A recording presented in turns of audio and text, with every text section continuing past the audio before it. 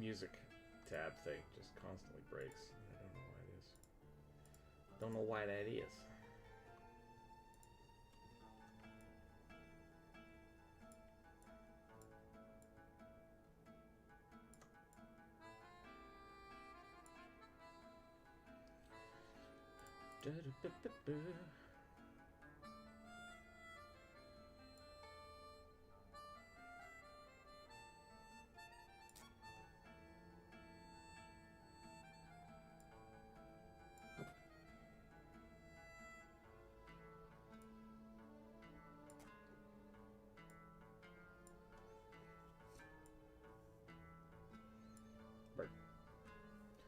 It's just too much crap. Too much crap everywhere. There we go. Okay. Welcome in, everybody. It's going to be one of those days. It's Friday, which is good. Yep. I was hoping to get my microphone fixed yesterday, and then a whole bunch of crap didn't work out. So, I'm using a stolen microphone today. That I will have to return to its owner a little later.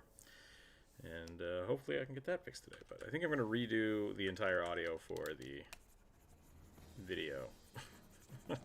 Just because the more I listen to it, the more awful it sounds. So, yep. Welcome in, everybody. Burning, welcome in. Happy Friday. It is the viewer suggestion today. We are going to be drawing some stuff that we will be getting from the chat. There we go. That's the words I wanted to use. My brain's still waking up today.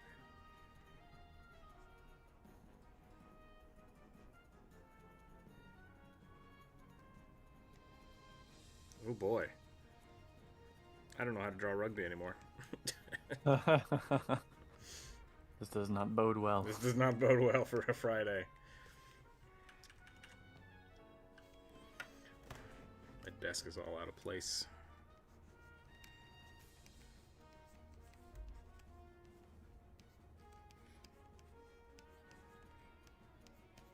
Just got a big old whiff of wet dog, which worries me. The cat throw up somewhere? What's going on here? What's happening?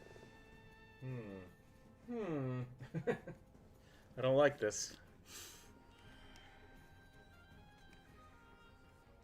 Suspicious day. That's what today is. Today is a suspicious day.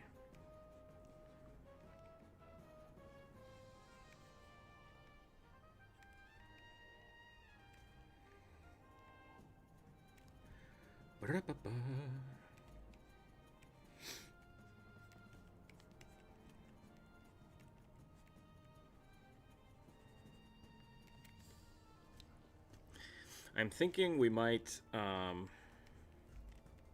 stop streaming on Twitch because it's just not. Nobody's there. It's just not functioning. Yeah. Mm. So I might try to redouble my efforts for YouTube, just like getting the chat bots and stuff working for YouTube. Mm. But I don't know.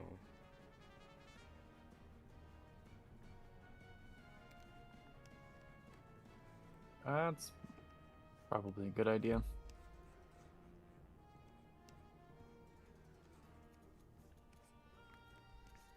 I would love to get the YouTube chat something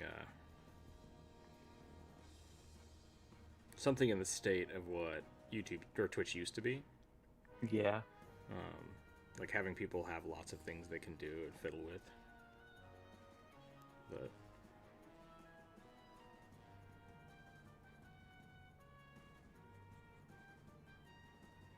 I don't know. I've been live streaming a lot. And I don't know. I'm trying to think about what I want to do with YouTube. Because like I kind of want to just double down on long form content and make shorts as kind of a side gig. Yeah. Because the live streams used to be the side gig, but now they're kind of the whole thing. Kind of the whole shebang. Eichmann, hello. Auspicious or suspicious? Just be. I guess I'm a joke to you. Just kidding. You got in here, said you probably stopped streaming on Twitch. Yeah, it's been weird. Like, how's Twitch been treating you, Eichmann? That's kind of my question. I'm gonna give you a shout out real quick. Also, I am on YouTube, so if you have a link you'd like me to send to YouTube, let me know.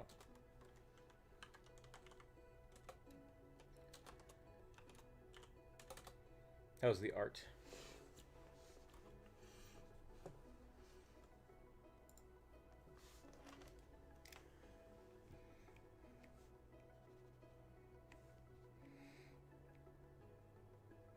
The big problem I've been having with it is like my bot integration keeps logging out for some reason.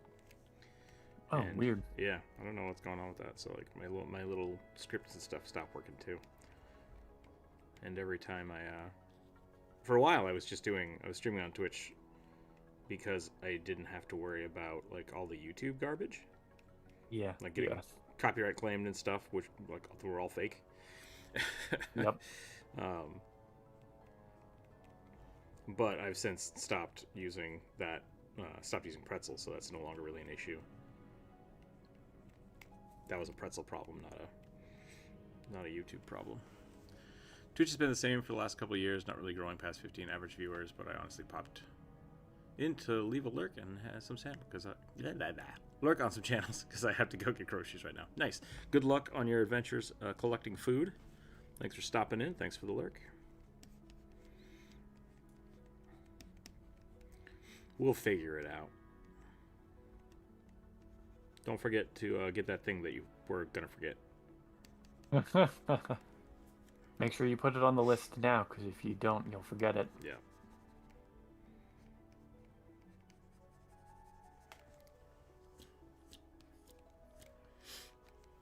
Did I tell you about the time the old lady, like, praised me for being able to functionally shop like an adult? No. I was at the store in the grocery line, and this lady's like, "Oh, you got a lot of things." And I was like, "Yeah." And she's like, "Oh, is your wife here?" I'm like, "No." I'm like, she's like, well, "What?" And she says like, "Oh, it's just like you're doing a really good job. That's great." And I'm like, I couldn't tell if she was legitimately like down talking to me or like passively shit talking her husband, who was right next to her, just like staring. And I was like, "Yeah, I do all the shopping for our family." And I just It really like, is hard, you know. I stared at her. It really is really hard to tell the difference between those two kind of extremes of people of a certain age. Yeah.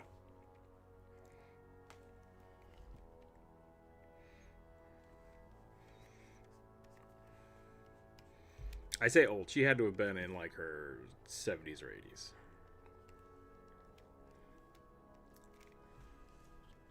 Still firmly in boomer territory, right? 100%. And the funniest joke any boomer can ever hear is about how much they despise their spouse.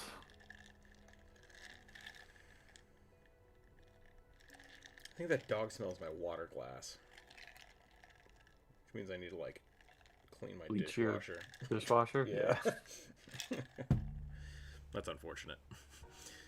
It's going to be a weird day. Oliver, hello. D&D planning time with the professionals. Oh, yeah. Are we playing tomorrow? Yes. Okay. I think so. I don't Not remember everybody. what we're doing, and I kind of want to play my Bard, because Bard is amazing. Okay, well, agree to disagree. I really do hope you have fun with your Bard. We're wrapping up The Hellscape? the Hellscape incursion thing. So you probably won't have a chance tomorrow, but you're welcome to week after. And the only reason I say you probably won't have a chance to tomorrow is because you already have 2 characters on the board, so. It's true. I forgot about that. I can work it in. I can work it into the story. That I actually have no doubt about.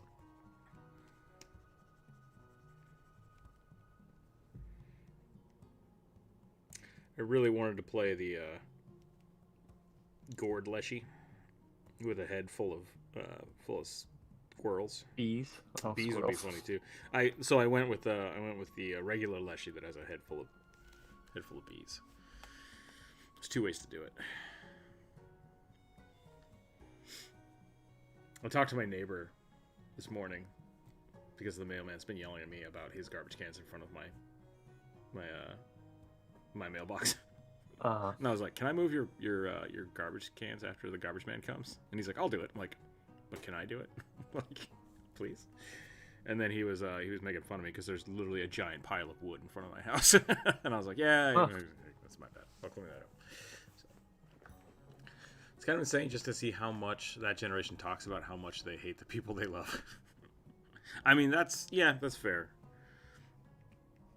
And obviously, it's really just a meme. Obviously, a great deal of millennials don't actually despise their spouses.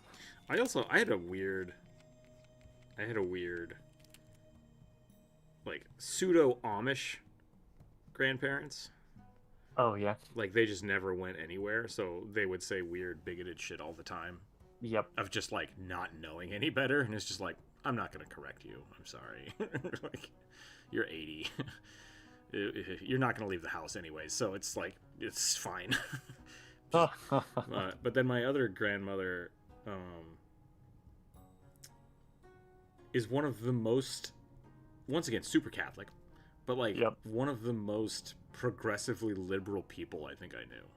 Like growing up, all of my family was like, don't smoke around grandma, don't talk about anything with grandma, like inappropriate. Like she didn't like the word fart. I remember we played Scrabble and she would get mad at you if you used inappropriate words like that. But then as I got older, she was just like, I don't give a shit. Like, do whatever you want that makes you happy. And it's just like, wow, all right.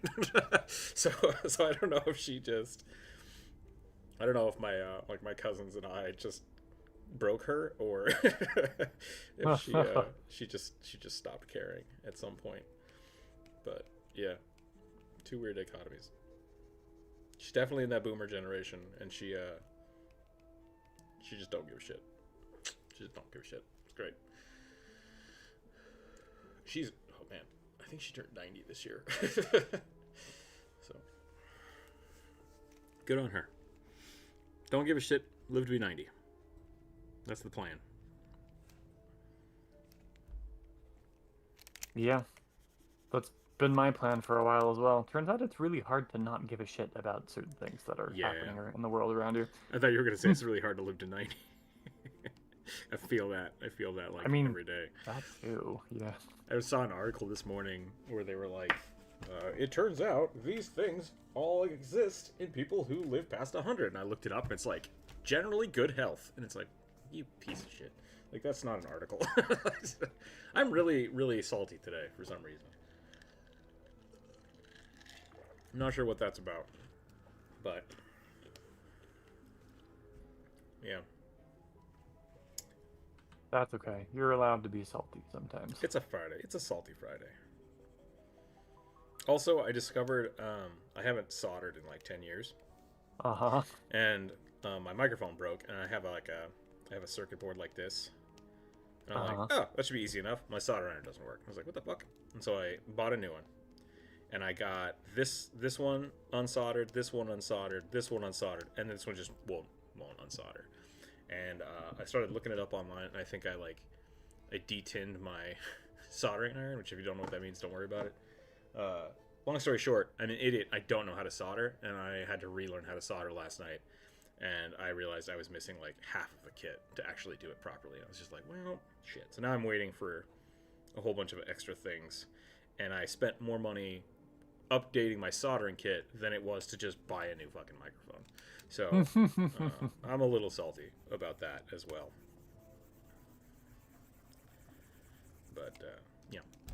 So what if said Bard, okay, the one with the bees, and the one I slapped together hop in from another portal while the other characters just peace out?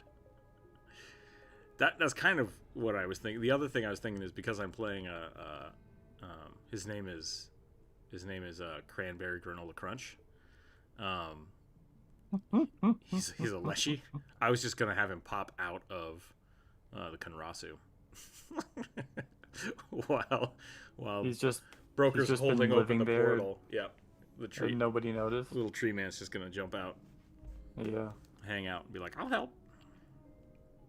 It would be very funny to have him just pop out of the portal, but also potentially difficult considering that Ochre is literally going around smashing all the portals. Yeah. I hope that wasn't like integral to your storytelling No. of having No, a room no, full no. of portals. It's kind of it's part of background setup for other stuff that's happening, so it informs the story as a whole. It is built for you guys to interact with them however the fuck you want. What kind of creature stats should I use for a group of kidnappers with traps? Kobolds are great. Goblins are great. Humans are great. I really like. I think there's a kobold trapper and an inventor that work really well, and they have traps in their kit, so you can just use the stats on those. Yeah, those are really good. I could buy a $100 table, or I could spend $3,000 on tools to make one. Yeah, that's my life. That's my life right now. Same thing happened with my car. I was like, I could spend $1,000 paying some guy to fix my car, or I could spend $500 and maybe fix my car. And I'm trying very much to like collect tools that I can use in the future, so that's why I was willing to put down some money for another soldering iron. But it turns out I just don't know how to use them, and I now have to learn the proper way to clean, care for, and tin my soldering irons. Or they just don't work. Who knew? They just don't work, yeah. Yeah, I mean, I was gonna say I didn't think that tinning a soldering iron was that difficult of a process. It's not. You just have to have the flux and the. Oh, I didn't have any. I had wire, and I had a soldering iron. That's what I had. Gotcha. Okay. And then I was like, well, this thing's a piece of shit, so I bought a new soldering iron, and I'm like, oh no, I'm just missing half the kit. Like, I don't have the little. I don't have the cleaner. I don't have. I didn't have any flux. I didn't have any tinning compound, and I bought a brand new one that just, yeah, it didn't. The tip isn't ready, so it's gonna be a process. It's a process, and I need to learn it, and that's fine. Learning new things is okay. Should be functionally the same group of bandits stat-wise. Should it? No, not necessarily. I generally like to have like one leader or like one good fighter, and then a whole bunch of like little rogues. That's generally what I do with it. Someone who doesn't care if they're stealthy, and then a whole bunch of people that don't want to engage unless they're stealthed. Yeah. All right, here we go. Give them all crossbows. Yeah. There's no trap quite like an ambush. That's true too. Did I accidentally close the... There it is. Alright, so we have all of these character suggestions from earlier in the week. We've got about 20 left, which is great. I'm going to go and just start rolling them and drawing stuff, because that's what we do here. We roll dice and we draw stuff. Natural 20. Small Owlin Artificer that focuses on gadgets.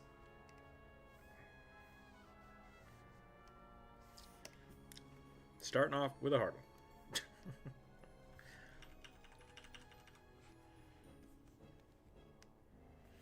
The dice gods have been... Maybe the dice gods are also salty this week. Oh, yeah.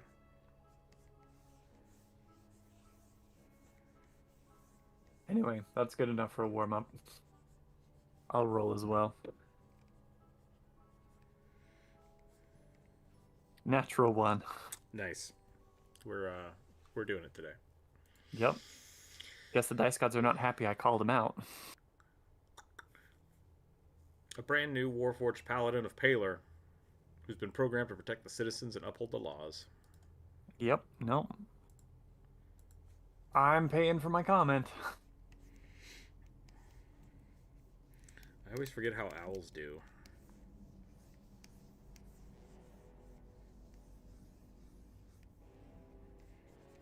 I'm just gonna draw the Among Us guy. Give him a beak. That's basically... They're basically owls. Yeah.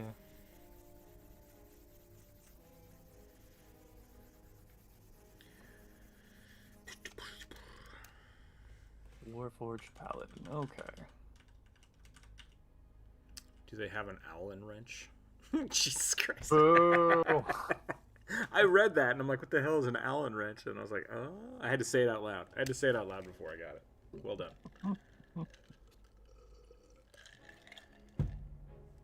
can't decide if you deserve applause for that or if I should flip you the middle finger every time I see you from now on. You know, I don't have a problem with puns.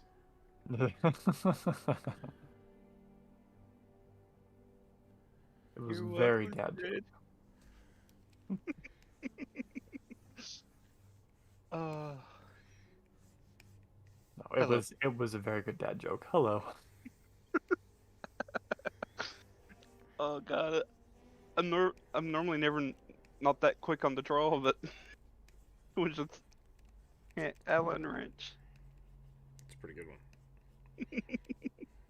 I am sorry, but not really. You don't have to apologize. Yeah. I think it was pretty good. I want Alan to be little birds, but I feel like people want them to be people, and I don't know. I don't know how just to. birds with arms. I gotta give him goggles. An owl with goggles is just perfect. Okay, Palor Sun God. Gotcha. Yeah. Got it. Yep. Also known as the Dawn Father in Critical Role universe. Ah, For okay. some reason. Copyright. I guess so. No, that's legit reason why they, in their own publishings, why he is known as the Dawn Father.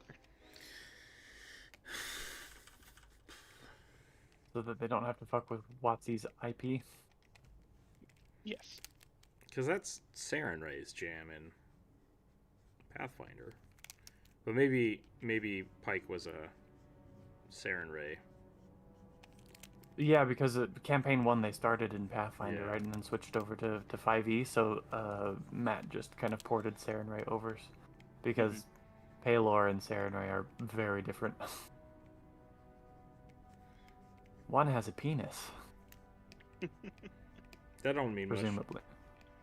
Much. Yeah, that's presumably a good point. Like, that could be. You don't know. Yeah. And when they did their Wildmount book, they had to basically take out the Saren part of Saren Ray's name, and just her name became Ray in that publishing. Ray, God of Sun? Well, Goddess of Sun, I guess. yes. She's the goddess of the Oh. dawn. Yeah. But no, but isn't Palor lawful good and Saren Ray is neutral good? I think Palor technically is neutral good, but he has a very lawful bend to him. I was going to say, I think you might have that backwards, but I don't know. I always confuse all the gods. I wrote my side quest like a flow chart. If this, then that. That's a good way to do it, yeah.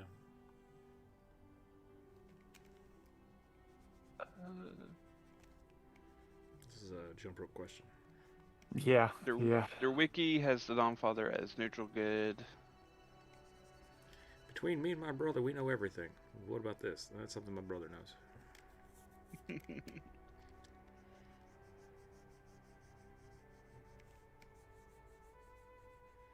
So they're both neutral good. Okay. So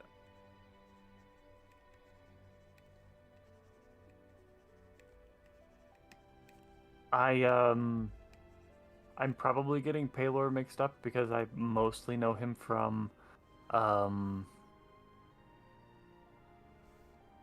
a like mini one-shot let's play. I think it was Dingo Doodles. Was Z-Bashu in it? I'm not sure. But like they were all playing clerics of Palor, and they were kind of a militantly lawful order of Palor. Yeah. So. Oh yeah. That's my favorite. My favorite jam. I've done that for all of my campaigns. It's just an ongoing thing of the militant sect of Saren Ray. The Dawn Martyrs. I may just have to write that up as my own thing and go for it.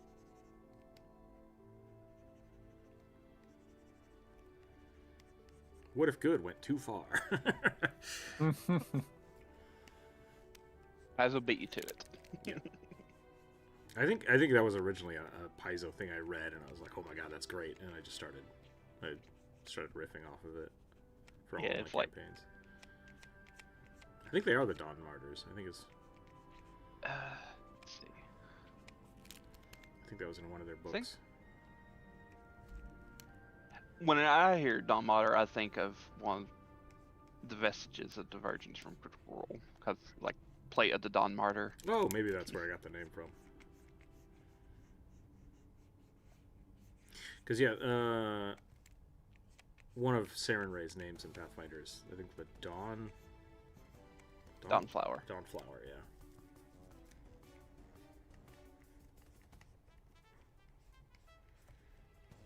Sid Militant Order is just called the Cult of the Dawnflower. Cult of the Dawnflower, okay.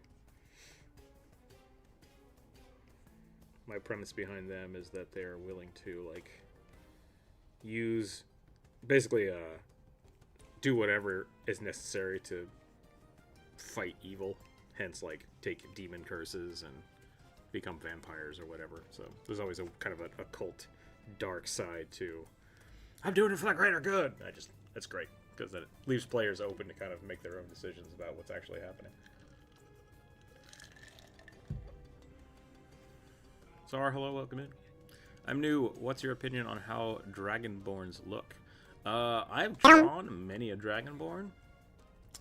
I usually go with the type of dragon, mostly person, and tails and or wings, depending on how you want to play them. So, Zoe, welcome in. Horns, basically. The only thing that's different between a lizard folk and a Dragonborn is horns. That's my opinion on how they look. Yeah, and I tend to agree with you on that. Boobas are optional. I'm more likely to give Dragonborn boobas than a lizard folk. That's true. Yeah, same. Lizard folk should just be people. Or, sorry, should be... I need healing. Tomic, thank you. I do not have thousands of viewers. Your art is amazing. Oh, thank you, Veldin. Welcome in, by the way. I don't know. Because YouTube's algorithm isn't pushing. Yeah. There used to be a whole bunch of people on Twitch until Twitch started doing tons and tons of ads, and now there's no one on Twitch. So, I don't know what happened there. They killed themselves. Yeah, I say lots. There used to be like, I think we used to have an average of like 9 people. So it's not a ton, but... Unless we got a particularly large raid. Yeah. Which did happen a couple times. Sure. Yep.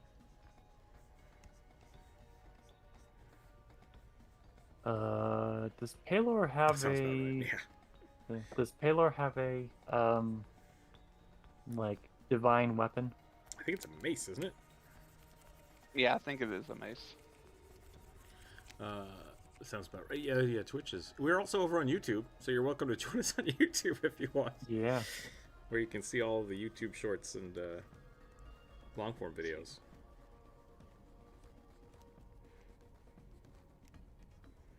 I'm trying to be a little more volumetric and textured today, so we'll see how that plays out. Should I give him a little vest? A little vest would be kind of funny. Oh, absolutely. It's got his name on the card. Oh, how unoriginal. A morning star Yeah, that's what I thought. is his favorite weapon. I mean, Palor and Saren Ray are kind of like the iconic cleric. Sembro clerics. Yeah, Yeah. I mean, fair. The reason you think that the mace is so boring is because Palor used it. Like, No, it's just. I think the mace is boring because it's just like what all clerics use. yeah. Not in first edition Pathfinder. You used an aspergillum. What the fuck is an aspergillum? Is that like a quarterstaff with? Holy waters. No, it's the mace that holds holy water. Gotcha. Okay.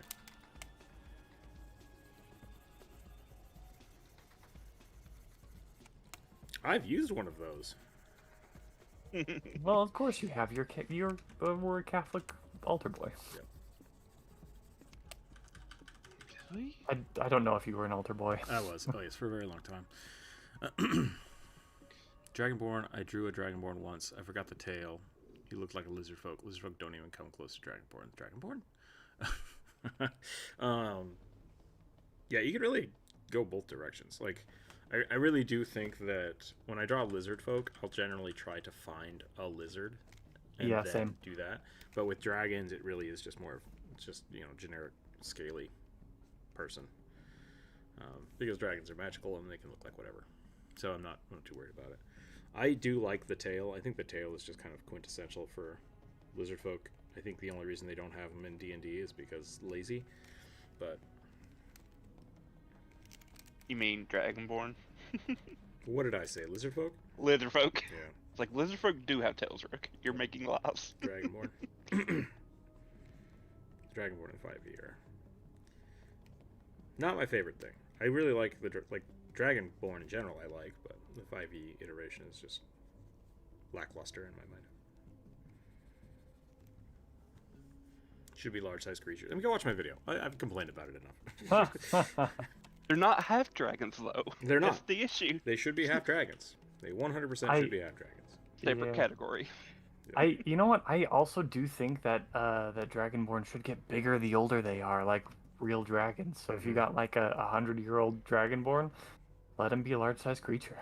The too long did not read of my Dragonborn video, which I still think you should go watch, is Dragonborn in 5e are essentially were-dragons. Yeah, were-dragons. Whereas, really, if you want to play Dragonborn, you should just play half-dragon. Because that's way cooler. And the half-dragons in 5e are an archetype.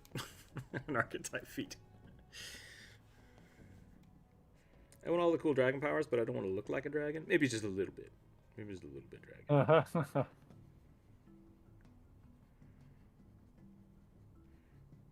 Oh, you mean like a dragon soul sorcerer? No. I was gonna say there are half dragons in 5e. They're called draconians. They're not just weird half people with dragon scales. No, they're like take a dragon, Mm-hmm. take a black dragon. Okay. Think how it looks. Yep. Replace its huge body with a scaled humanoid body with wings. Interesting. I've not seen And these. sometimes will explode when they die. Okay. Because they're like weird. I don't want to say demons, but like they're mutated dragon eggs. Gotcha. What are the ones from World of Warcraft? The like dragon centaurs? That might be a burning question. Can't remember. Yeah, you're gonna have to ask somebody who's actually played World of Warcraft, which is not me. Yeah. Dragonkin? Something like that. Warcraft's not great at naming things. 3.5 Dragonborn were reborn beings hatched out of an egg and 100% a specialty race to Bahamut. Cool. How do you got the Bahamut Blast? That's how you got the Bahamut Blast? Alright. I think my favorite iteration of that was the Wyverians, which were in first edition Pathfinder. They're kobolds that have enough dragon blood in them that they get bigger, or like they grow larger and gain wings and a fly speed, and they usually lead groups of kobolds. Also, like the Ood or Erd, whatever they are. They don't get bigger, but they are winged kobolds who are like seen as the pinnacle of kobold kind because they're closer to dragons than the other kobolds. When in doubt, All hail the racism. great leader! Yeah, exactly. Basically. Oh, that made me sad.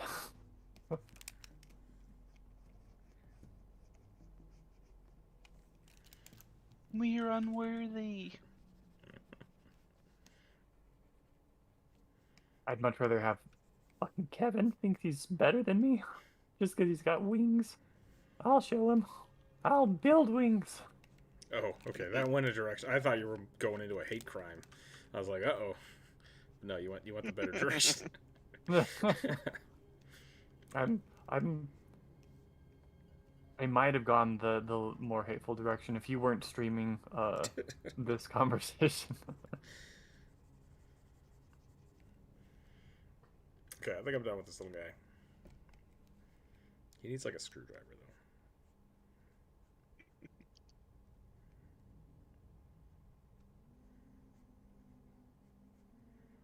though. Oh. Don't bring it back. It's fine. What's that? No, I was just going to make another joke. It's like, you need to make sure he has his Allen wrenches. I gave him Like- a giant wrench. I don't know what else you want. That's a monkey wrench. It Rook. is. Well, if it's held by an Allen, it's an Allen wrench. Fair. Here, there. Is that what you wanted? Just a little dinky IKEA screw? Alright, Hey, they come in handy. they do. I have a whole box of them. They're all garbage. I used to save a bunch because I had at one point in my life intended on building a forge, and I thought it would be funny to try to make, you know, how everybody tries to make Damascus pattern steel out of random pieces of shit. I was like, well, I could try it out of this. And then I was like, no. First of all, the forge is not going to happen. Second of all, this is a bad idea. What if I used really low-grade aluminum, maybe mixed metal? Yep. You can still become a Dragonborn in my setting by a ritual. That's a cool way to do it. Dragonborn in my game are based on Spartoy? I don't know what that is. What was the Spartoy? Zoe, welcome in, by the way. If I missed your name, I'm sorry. What did I roll? I rolled a 3. A Kenku Warlock who commands an army of chickens. They are also dressed in the theme of one. So a Kenku disguised as a chicken that commands chickens. Link's worst nightmare. Yeah. I'll show you, weird little elf boy. I don't know why it's Mickey Mouse's voice, but here we are. Or they're like from Fable 3, Chicken Chaser. That may be a reference only I know. Yeah, I don't. It's been a long time. Did you ever see the Chicken Attack song? No. You should look up Chicken Attack on YouTube. I'm afraid. Just do it. Don't think about it. Just do it. Go, chickie, go. And then there's yodeling. Oh, perfect. That's exactly the type of music I like to listen to.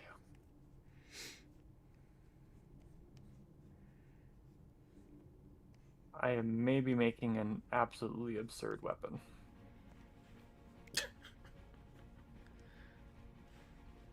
What if Morningstar, but... Burning Furnace. That's it. What if Morningstar, but on the end of a bow staff?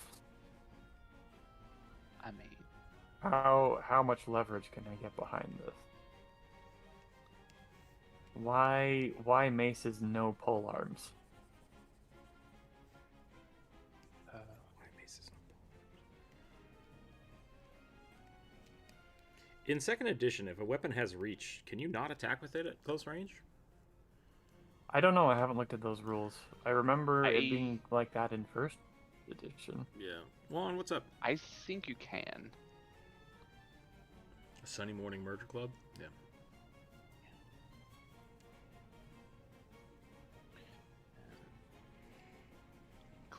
Glaive should have reach. Did you? Special attacks with this traits are used by a creature up to the listed distance. Blah blah blah. Up to the listed distance, huh? Alright. Yep. So you can. So weapons with this traits are long, and it used to attack creatures up to 10 feet away, instead of only adjacent creatures. Sweet. So if creatures have reach, naturally have reach in their limbs, you increase that reach to about 15 by 5 feet, so it becomes a 15-foot reach. So if you are a small-sized Leshy, and you have a reach weapon that gives you 10 feet, you can extend your arms and attack something 20 feet away with that two-handed weapon. Is that something Leshies can do? It is. It's a level 1 feat for Leshies. But Leshies are small-sized creatures. Do they have to use small-sized weapons? In which case, Well, probably. Does that change things? There is mechanically no difference between a small-sized weapon and a normal-sized weapon in 2e. There's a weird effect with it that, I don't know if that's right, because I was having a problem with that early on. Oh, if you make a tiny-sized creature, it does affect it affects the damage die. But if you do that ranged attack, it does drop the damage die down one, but it's still pretty awesome. You can attack with basically a two-handed axe at 20 feet is pretty great. What character are you drawing right now? We're drawing a Paladin Warforged of Paylor, and I am drawing a Chicken Kenku. I think the Lance gives you reach, but also disadvantage at 5 feet. I think that's right in 5th edition for sure. The Lance is a weird one, because then that goes away if you're on horseback, and I think you can wield it with one hand, which is kind of cool. We talk about a couple of different systems here. We do talk about 5e a lot. We talk about Pathfinder 1 and 2 a lot. Yeah. Would you have strong enough to have to support that leverage? I don't know. I'm back from groceries. I'm also officially an old man now because I got angry that they were rearranging the entire store. Yeah, they just like flipped the produce aisle at my Winco, and I'm not happy about it, but it's fine. There used to be damage reduction based on weapon size, but that went away after 3.5. Interesting.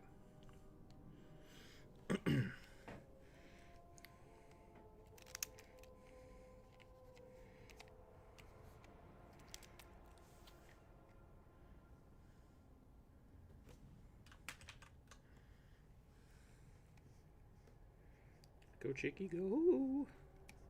They are. And when you were talking about, like, when you were playing a tiny creature, was that when you were playing your puppet, where you made them extra tiny? Yeah, I had to make the weapons small too, or he just, like, when you wield them, I think it screws up the damage. Yeah. Because there are ways of, like, making weapons that are, like, oversized, because that probably where that takes a comes feat. from. You gotta spec into it with feats. Yes, but Foundry probably doesn't do that well. That's probably where I'm trying to go with this. Yeah, Foundry, basically you have to buy the item and then you have to go in and change the parameters of it inside the item separately. Because they don't have, like, ooh, it's a small sword. You just buy a sword and then you say, oh, this is a small item. Otherwise it doesn't calculate the math right. Yeah. Chicken Kenku, nice. Yeah. It's technically a Kenku that, like, can control chickens. I gotta figure that out. I want to give him like a onesie, like a chicken onesie. But I think I'm struggling with the shape a little bit.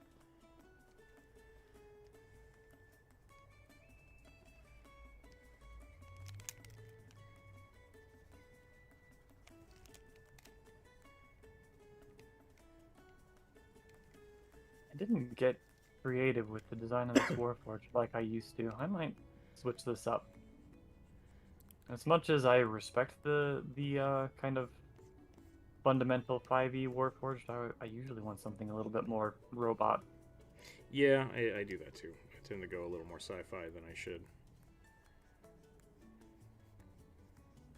What if dwarves made warframes?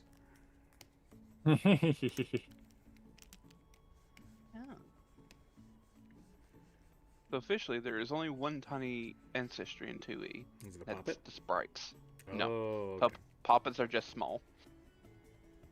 I'm pretty sure there's a ancestry. There might feat. be a hair. Yeah, a heritage feat that, Yeah. that makes it that way.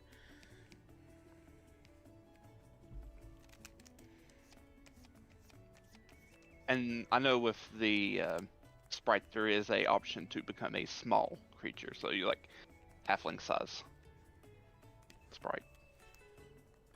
don't know what I'm doing here. I think I'm gonna start over.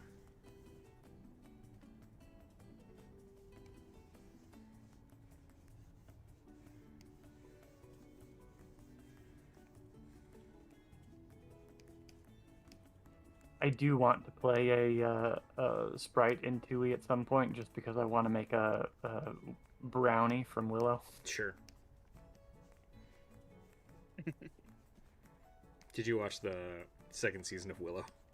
No, I don't watch TV. As much as I like Willow as an IP, I haven't watched any of the TV show. Monkey grip dual wielding is one of my favorite things ever. Yeah, I miss like the Titan Mauler build. We have 2 giant weapons. That was super fun. You can definitely still do that. That was a big thing in WoW, and it's something we used to do back in the day. So I just haven't played Barbarian in a long time. I mean Well, Go ahead. No, I was going back to previous topic, but keep going with your thoughts. Okay. I'm guarantee you can still build a really cool Titan Mauler in 2E, because the barbarian character, who is the archetype that Paizo basically built to be the barbarian, she is still around. She's still the same character, and she still uses a giant's short sword. So nice. Yeah, I like Titan Wrestler. That one's pretty fun. Yeah. I think my tree has that.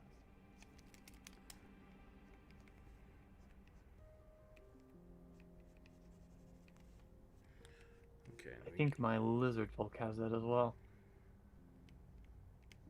Okay, I'm done. What did you want to go back to, Gordon? It was about poppets. Okay. So it looks like it's the toy poppet, where you are counted as a not small, but a tiny creature, and you can like take cover behind like not huge creatures, but like normal sized people. Yeah, I think I did that for Murder Floof, because he's supposed to be sneaky and hide behind people.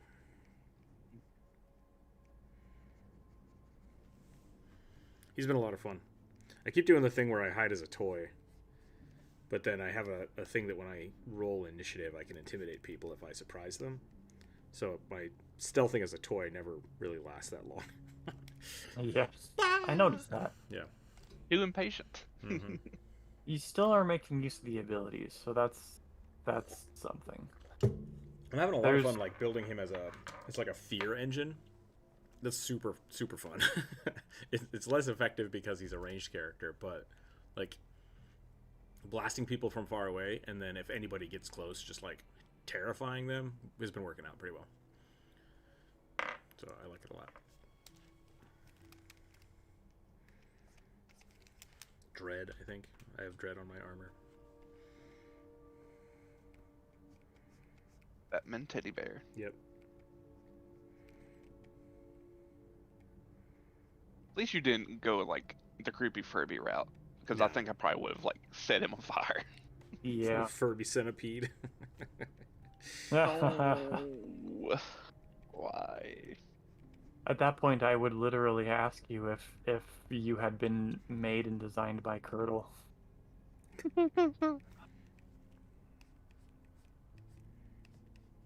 For anybody who doesn't know in the chat, Curdle is my, he started as a 5e Artificer Goblin, and now he's ported him into 2e, 2nd edition Pathfinder, as an Inventor. And he makes creepy stuff, as somebody who grew up in the Underdark would, right?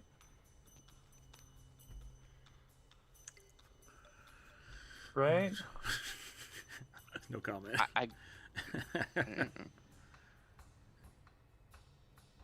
In the Underdark Mushroom Forest.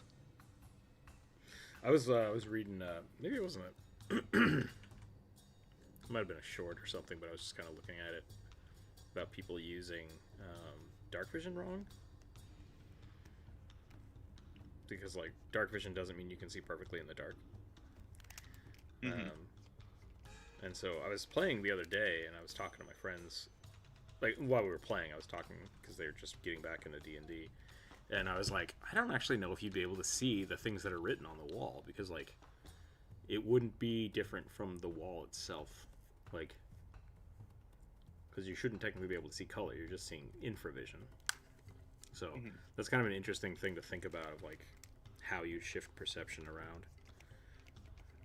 Yeah, because like I think the official rule is if you have dark vision, you still have disadvantage on perception checks, like in total darkness. And so people seemingly forget that. So it's like, still just bring torches with you, or have someone with light or dancing lights on hand. Cause I really don't remember who it was. Otherwise, I would tell you guys to go read the thing. But they were talking specifically about like they were trash talking 5e, and how basically the way that they've made 5e work out with dark vision is that it's not a boon to have dark vision, it's a detriment to not have it. And so it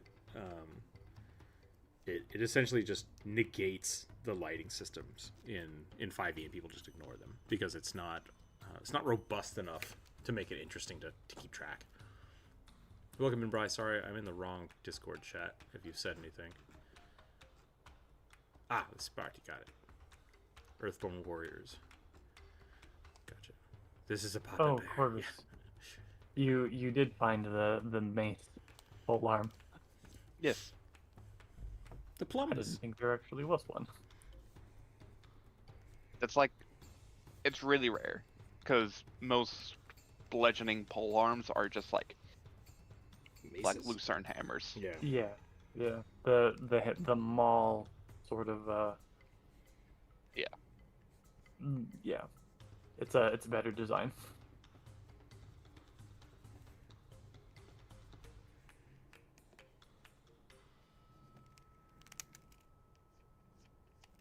The Shuni.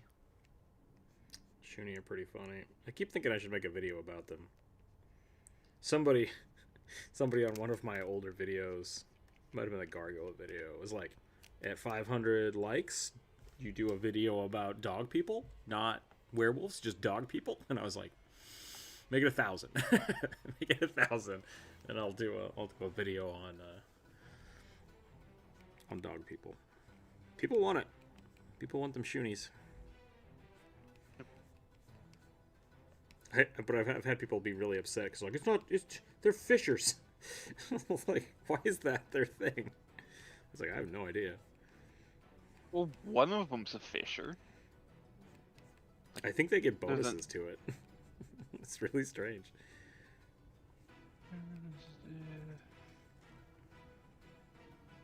Well, maybe it is I just had a golden retriever. I had a golden retriever growing up who could fish, so yeah, maybe that's it. Though sadly, these are like Pugs. Yeah. Yeah. oh, okay, yeah, that does not make any sense. I think there are different variants of it though. I think there is one for golden retrievers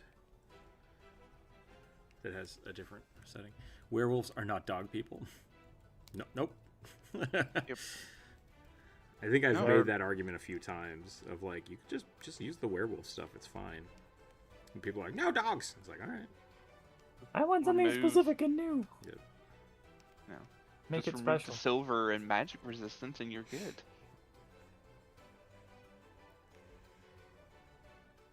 Go Chicky, go.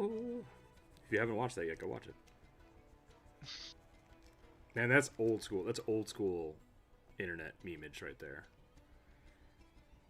So it looks like they were specifically modeled to be pugs because their baseline feature is called Blunt Snout.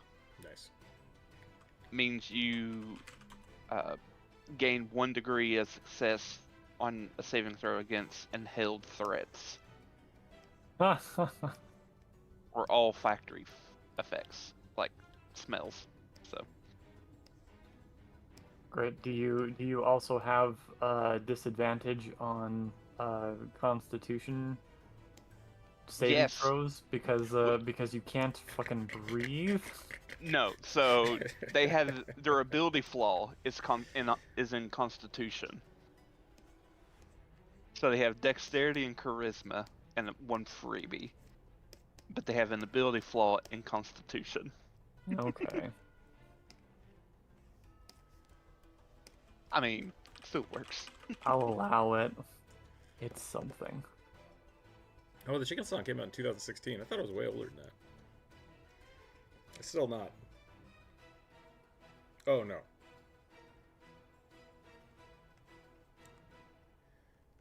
At what level should a party get an alchemist's jug? Level 2? Yeah, real low. Yeah, real low. I think Those are fun. I think the artificer can get one as part of their infusions for free at like level 3 or 4. Yeah. So The amount of shenaniganry that you can come up with for having an infinite amount of like water is great. And not terribly game breaking. Is this what you're talking about? Yeah. Okay. I don't know why it's A called chemical Chicken Boy jug. or Go Chicken Go, but like that's it. That might be like a... Let me see if that's just a like a clip someone stole of it. Or if that's actually the Chicken Attack song. Yeah, 15 subscribers. That's what we call theft. plagiarism. No one cares about a meme song getting stolen by a little dinky YouTuber. Yeah. I don't. I do. I love that character, and I would definitely make that as a D&D character. Someone who's got The a chicken. man or the chicken? Well, I mean, it's a guy holding a druid. Or he's holding a ninja that can transform into a chicken. Both are good.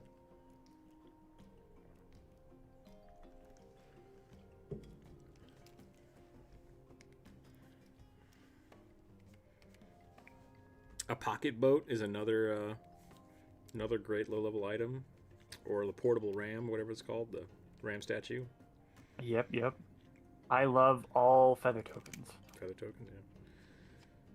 Lots of fun stuff you can do with those, and like most people will look at it and be like, "Ooh," and then never ever use it again. But there's always that one chance of just like, "Oh my God, I'm using the thing." And it's like, "Yep, here we go. Here we go."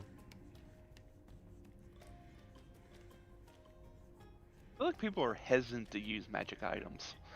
Yeah, we were talking about. I started playing Baldur's Gate with a friend.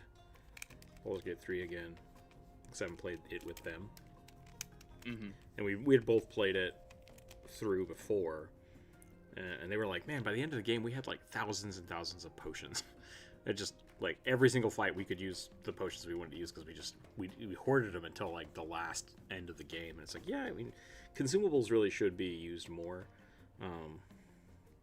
especially like a lot of my friends will play alchemists in like 5e. They'll be like, "I have an alchemist kit," and then they just never use it because they don't know how to, because it's not easily set up.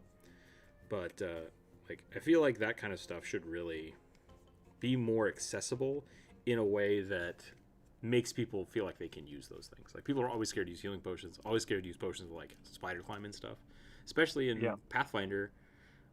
Second edition, I think it's a little better because they're a little cheaper because there are lower versions of them. But in 5e, it's like 50 gold is a lot of gold. Like you don't want to you don't just want to use that for a one-turn thing. You can't afford to just spam healing potions. Which I do feel like that's part of the game balance, because unlimited healing does break the game. Yeah. But and there's 2 points to that though. Like unlimited healing is okay when there's a time decrement to it, right? Like infinite short rests I think are fine. If your campaign is not time sensitive, just let them long rest every single time they want to stop. It's like, whew, that was tough. We're taking a break. It's like, great, do that. Yeah.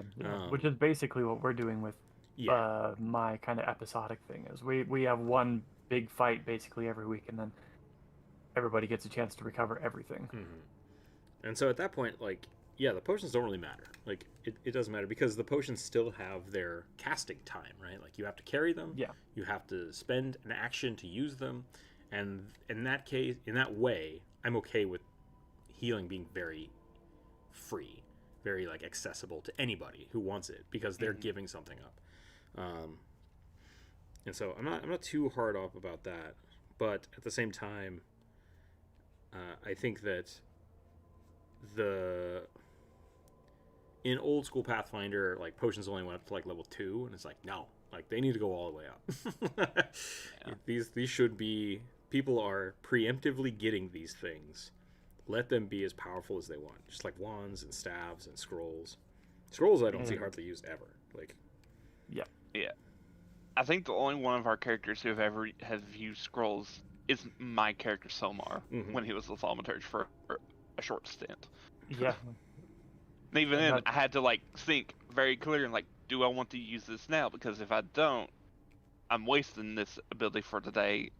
Or if I miss, I just wasted one of my 2 spell scrolls. Yeah, like they don't feel useful in a lot of ways because usually it's like I have a spell slot. Why would I spend money? To use this. And like I used to do in that regard, staves I feel like they have way better utility. Yeah, and like Kevin the Necromancer, I used to give him scrolls all the time because he was a cleric when we were playing. And it was just like, I'll give you a bunch of like, here's a lightning bolt scroll, and so that way he could still do some magic. And he liked that. He enjoyed that part of it, but he was very hesitant. He's like, I want to use it. I'm going to do it. And it's like, okay, well, go for it. So I think the utility of having them is great, and I love that they exist. But I think the cost analysis, like the cost balancing of it, really needs to be looked at. Which is why I like the thaumaturge. The thaumaturge is kind of cool because they get what, like 2 per day or 1 per day or something like that. They can, at earlier levels, it's like 1 to 2. Okay. And then like later on, you can get a bit more. Because essentially what that is 2 free spell slots, which I think is really cool. Yeah. And that is quintessentially not really a scroll at that point. Yeah. Because it's just their own spell slot. Mm-hmm. It's like a weaker version of like what the alchemist gets with their quick alchemy. Yep. I think that's the same thing. I remember seeing I think I'm done with a DM who does a bunch of YouTube videos describe like how, at least in 5th edition, you should not be using potions during combat because it's just too action heavy. Rules as written in 5e, you have to spend a standard action to withdraw a potion and then a standard action to drink said potion. Most people retcon it to bonus action, drink a potion. Just fuck it, bonus action, drink a potion, because that makes it in my mind way more useful for something that is so expensive.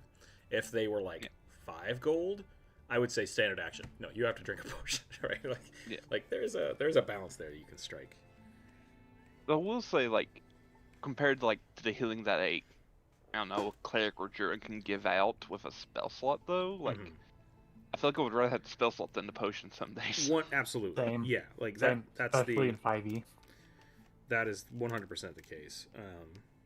Like, potions are for like after combat when you don't want to tap your spells. So in Pathfinder 1st edition, they used to wands were cheap. It's like 150 gold for a wand of healing of whatever level, and it had 50 charges. So like there were a lot of builds that we don't need a healer, we don't need a cleric, we just need someone that can use a wand of healing. And the way that we adjusted that, and this is something that one of my old DMs did and I have adopted, is healing outside of combat is doubled. So that way people didn't want to use the wand of healing in combat because, like, if we can survive through this, I can basically use 2 charges out of this and heal the entire team up. It's like, great, let's do that, right? So then it becomes more of like a healer's kit instead of an in-game just like boop boop boop boop boop, right? It incentivizes the efficiency of waiting to heal, and I think that worked out really well. I had a similar item, or I had an item that went about it the same way, but to the same effect. Finish your thought, and I'll tell. No, that was it. It's fine. Okay. So the way I went about it is, I had a custom item that was, basically it was designed to, prompt the healers to heal on downtime. And what it basically did is, if everybody was around it and you took time, it took like 10 minutes to cast your healing spell.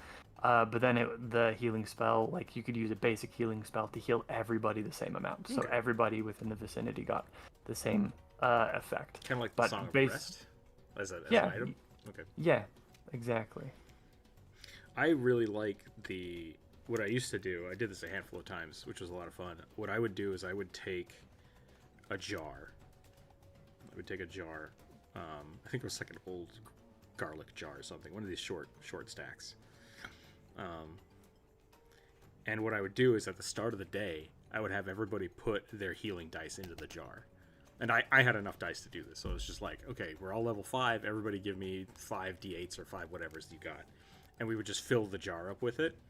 And then whenever somebody took a short rest, it was like, okay, open the jar up. People can take out whatever healing they need from it.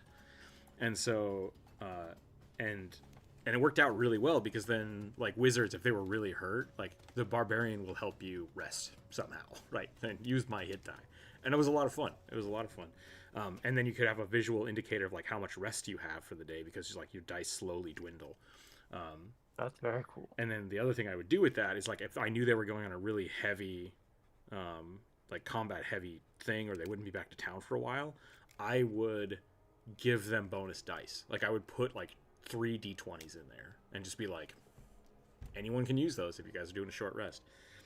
Maybe I'll do a short about that, because I really enjoyed that. Yeah, that was a lot of fun.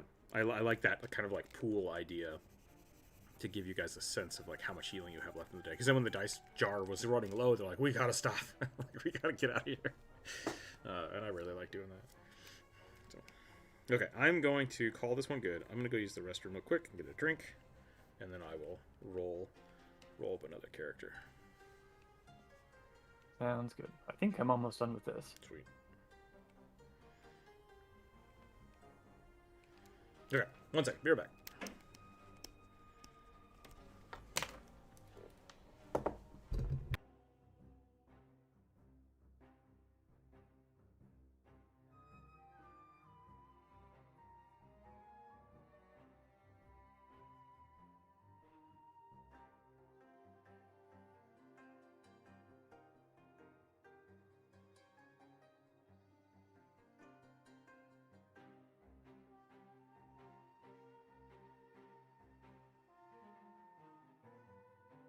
Let's see. Should I build a lantern shield into this arm? Probably not, actually. That would get in the way of the pole arm.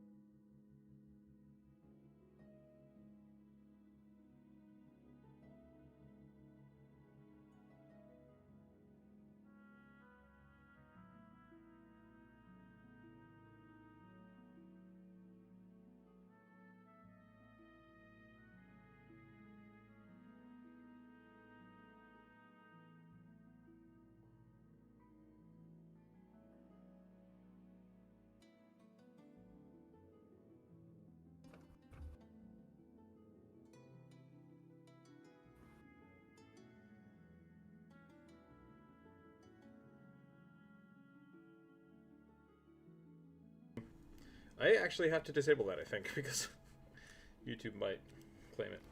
We'll find out. I have no idea. Oh, Twitch. Just being okay with theft. Here we go. I am very excited for a less attrition-based system. Anyone can learn to internalize magic from scrolls? Interesting. So you want anyone to be able to learn magic spells? That would be a little different. Natural 1. War Cleric, a GIF. Okay. GIF, War Cleric, wielding pistols in one hand and a battle axe in the other. Delete. I don't enjoy drawing GIF. GIF are the hippo people, right? Yeah. And I don't know if it's just because, like, hippos are hard to draw. Or maybe it's it might be like the coat. Mm-hmm. Not into the French Revolution, whatever it is. British military Yeah, Commodore outfit. I just don't dig it. It's not my jam. There's some pretty cool pictures here. That's a nice one. I like that.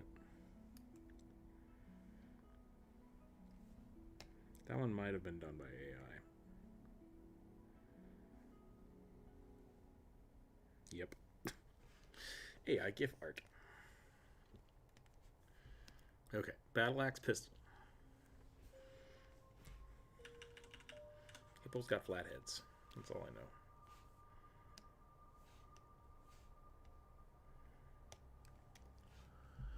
Brah gifted 1 Rookzer0 membership. Thank you. Blizzard, enjoy that. Enjoy that membership. I appreciate that. What are we doing? Doing Fayember?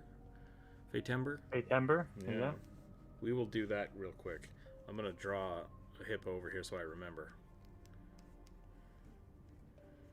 Giant freaking horses. I saw a video this morning of bunnies running around just like bounding over things 1,000,000 miles high. Demons. Tiny demons.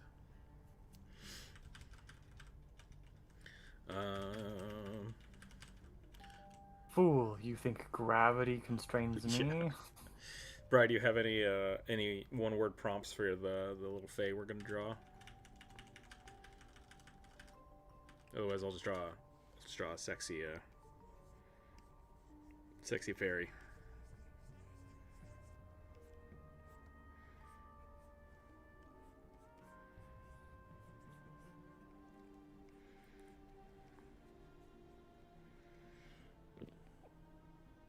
Unicorn? Can do. I was looking at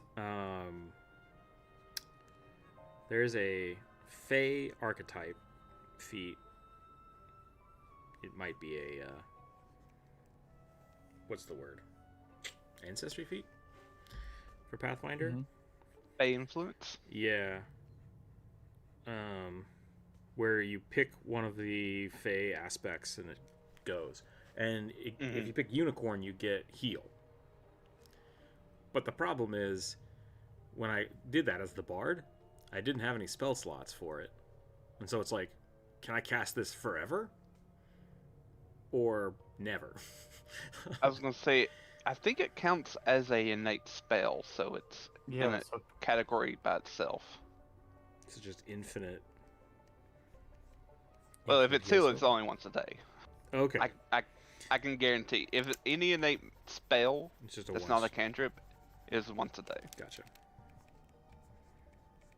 That would make sense. Could not figure it out. And it goes off your charisma, so if that matters for anything. As a Bard, pretty good. Yep. Pretty good. Well, if you've built your bard well. Yeah, I felt bad not giving them any strength, but I'm like, that's not what I'm doing here.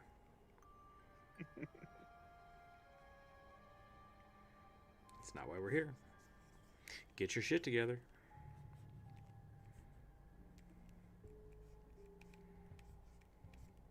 Yeah, so looking at the Fey Influence feed, you become trained in primal DCs and spell attack rolls. So that probably will change a bit. You gain the Fey trait, so that means you proc for tracking Fey and stuff like that. Mm-hmm.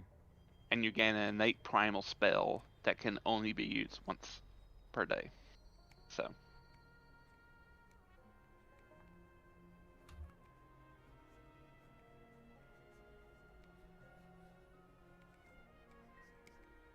Cool.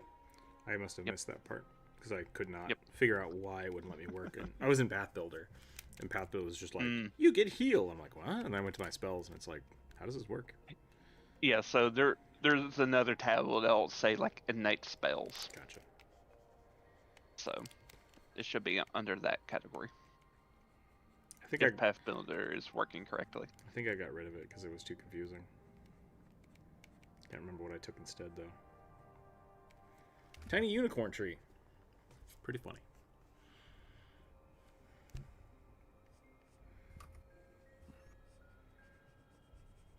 Become an anteater. Gain big long tongue. That ancestry still confuses the fuck out of me. Yeah, why is it an attack? Like, Yeah, I don't know. And how is an anteater Fey? How is that a Fey aspect? Well, considering it's from like one of the source books, and like there are like anteater like beast folk people on the island where this thing comes from. So like little tree anteaters. interesting.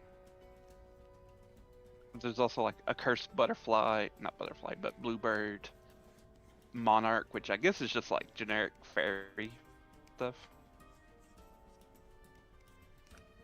This was supposed to be a quick one, and I got really distracted with it. I've been trying real hard to get better at drawing hair. I've been looking at a whole bunch of like Loesch stuff. Because Loesch draws amazing hair. I love it. She just came out with a art box, which is pretty cool. Probably won't get it because I have all of her art already in books. I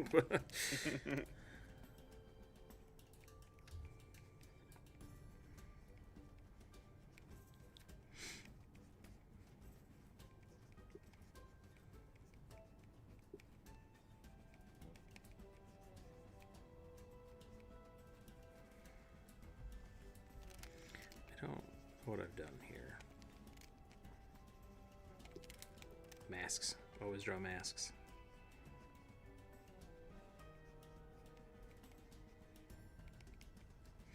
I might be overworked here in the next few months. I have a whole bunch of commission work coming in, so I don't know if I'll be doing commissions. But if I don't, like if I do end up having some weird spare time, I might make some more masks. I kind of want to use the clay I have and then paper mache them instead of doing the resin. And I might actually do some wood carving. I think that would be fun. I have a handful of projects I need to get done first, and then I might start doing that. So it would be pretty cool to be able to make like tiny porcelain masks.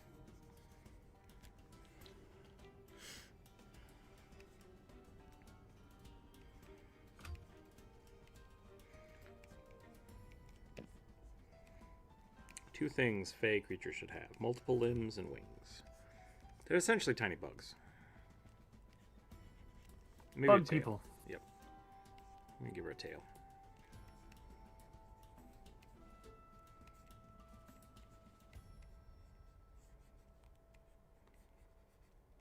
Bug people with too much magic.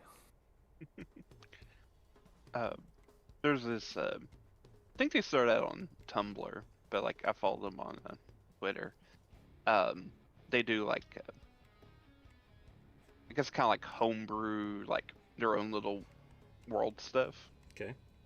and then their homebrew like Fae are bugs, Nice. and their greatest like natural predator are goblins. Oh, that's funny. I thought you were gonna say hummingbirds. Nope. I was like, that's neat.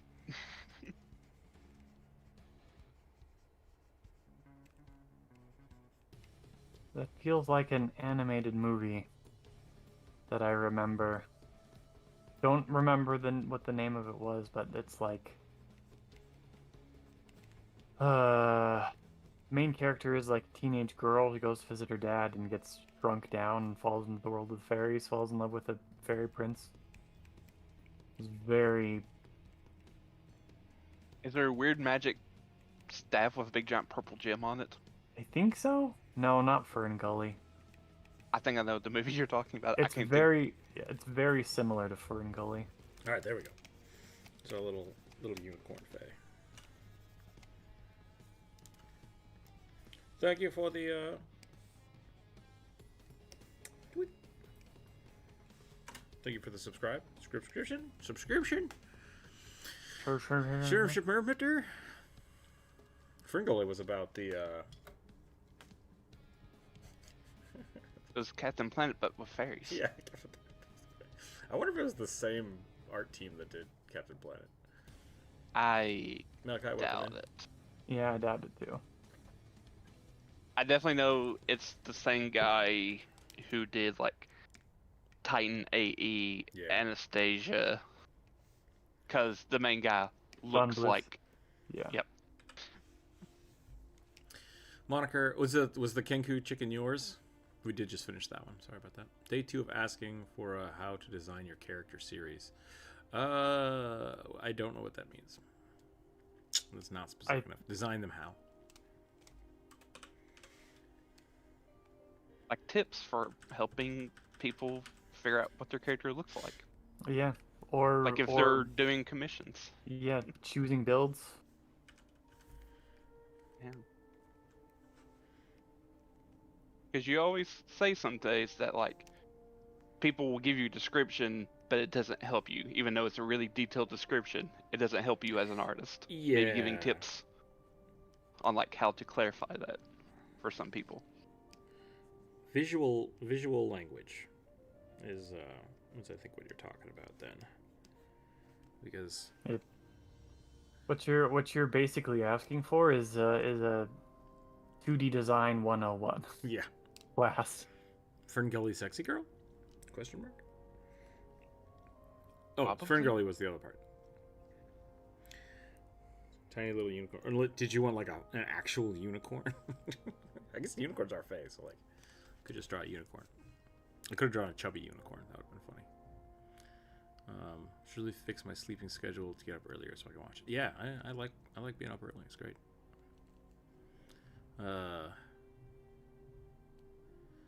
Yeah, it is a art direction class. Pleased to give college courses.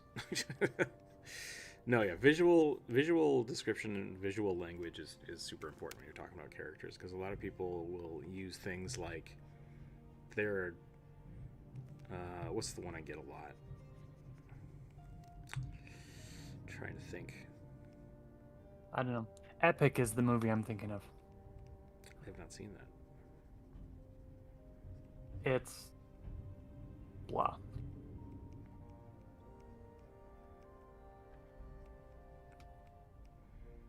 Sassy's a good one.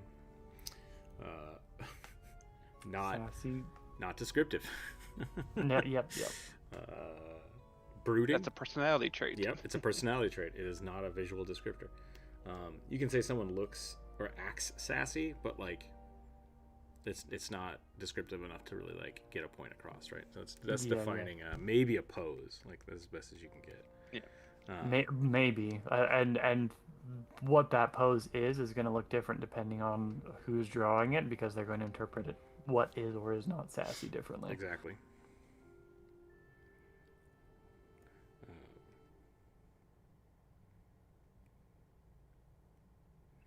Yeah, good visual language is things like size, scale sizing,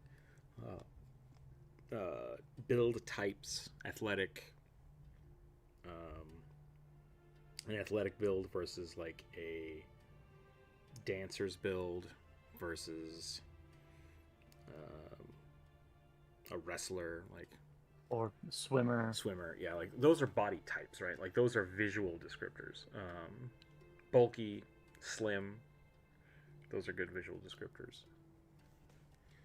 And I think a lot of people, when they think of their characters, do have a visual image of them in their head, and maybe not like an actual physical image, but like a solid idea of what they want, yeah, but don't have the language to communicate that.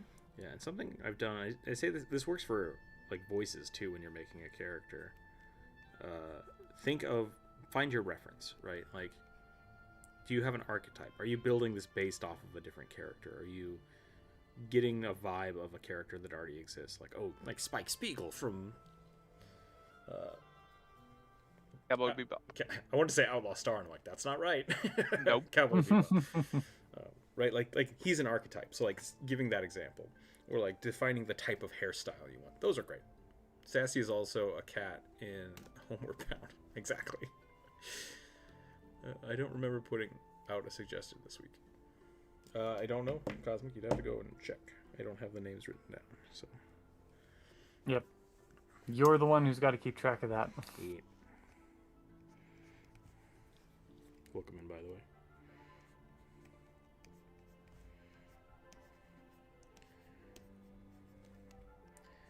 But once again, designing your character series. I don't know what that would look like. I don't know what that. Yeah, I don't know what that would look like. Because if all you want is just like how to design fantasy characters, I mean it's so broad. Find somebody whose fantasy art you like and imitate them. I love clutter on characters, and that's probably because of Wayne Reynolds. But his style is just great to begin with, so.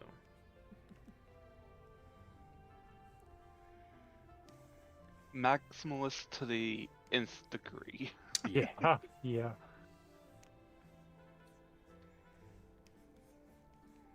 Find a shape, fill that shape up. With everything. With everything. With a billion more shapes. Bonus points if those other shapes are recognizable, but they don't have to be. There's a really old. God, this has been around forever. There's a principle for cleaning. Not a principle. Yeah. Like, get a hula hoop and just throw it. Clean out that hula hoop. Do it again. Right? Like, that's very much, I feel like, his style of art. It's just like, get a character shape and fill it in, and then make it smaller, and then fill that in, and then make it smaller and fill that in, and just like keep going and going and going and going. Yeah. I feel like that's how he builds scenes out as well. Yeah. There's he no just does that with a landscape instead of a character. Yeah. Mm-hmm. Lots of baubles meant looking for gnome. Yeah.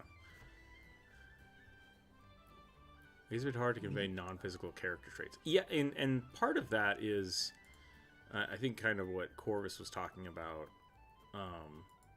When you're talking about designing the physical aspect of a character, some of that doesn't matter. Like, a lot of it doesn't matter. A lot of it doesn't matter. Yeah. I want you to draw me a fighter whose parents died.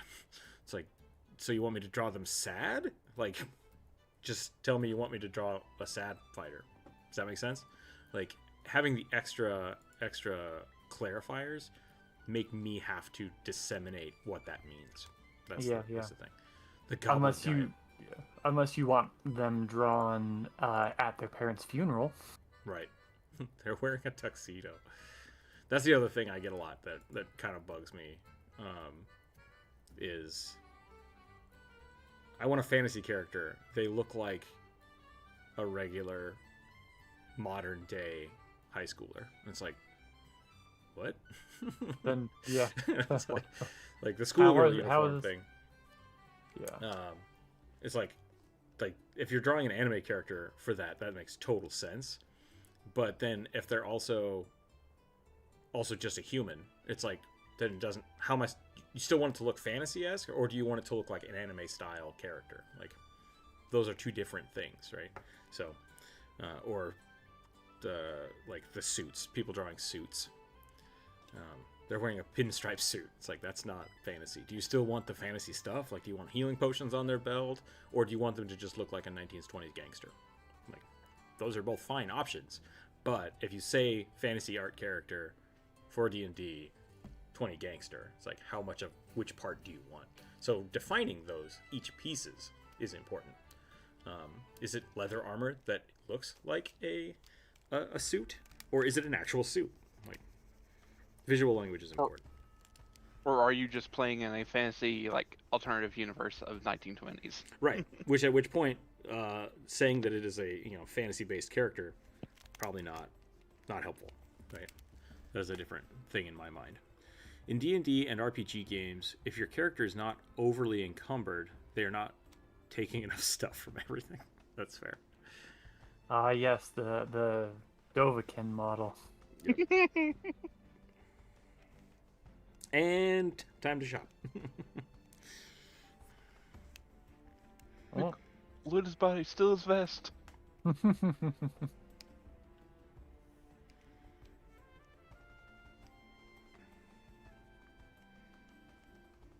So yeah, character design can be really fun.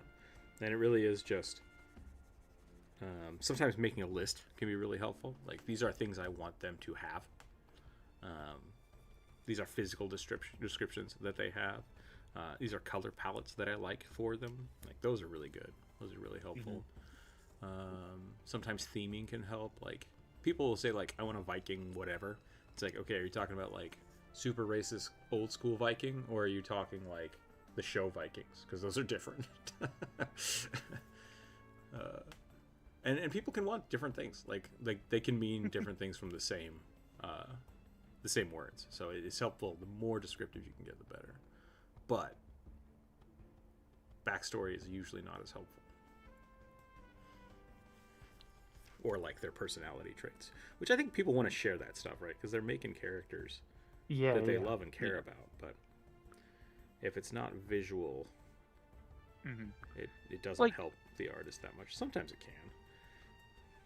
Like, I know you threw out broody earlier, but like, if someone's described as broody, that does tend to lean like, well, I have a general idea of like what type of pose I could put them in.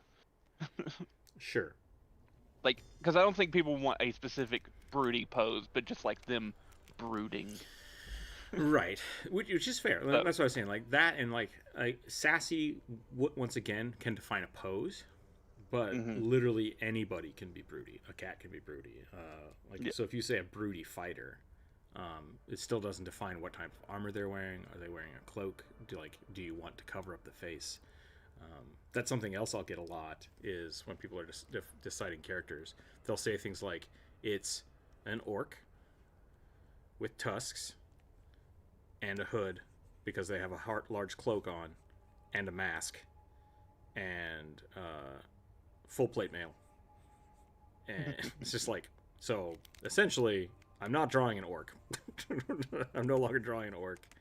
Do you want to show off the helmet or the hood?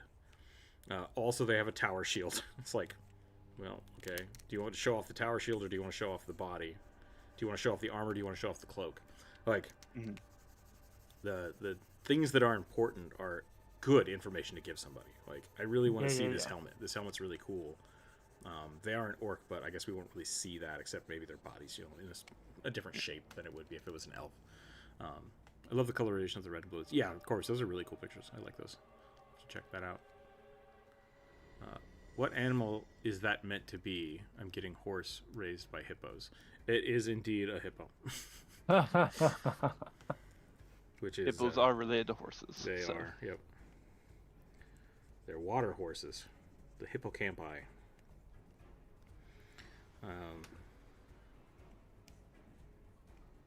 Love a hippocampus. I'm not sure if Malachi's in here anymore, but I hope that answered, and I think I'm ready to... I think I've said all I can say about that without people asking more questions. Visual language, which is also really good for writers. If you want to be a writer, like learning how to describe. Mm-hmm. Yeah, to finding the words that are important. Yeah. In describing your scenes. Time to turn this conversation into a short.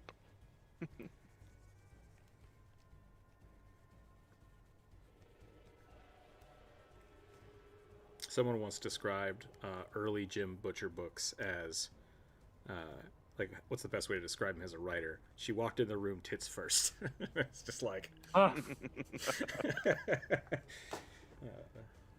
Okay. It's like, well, we know what the author is most interested in about the character. Please describe the character.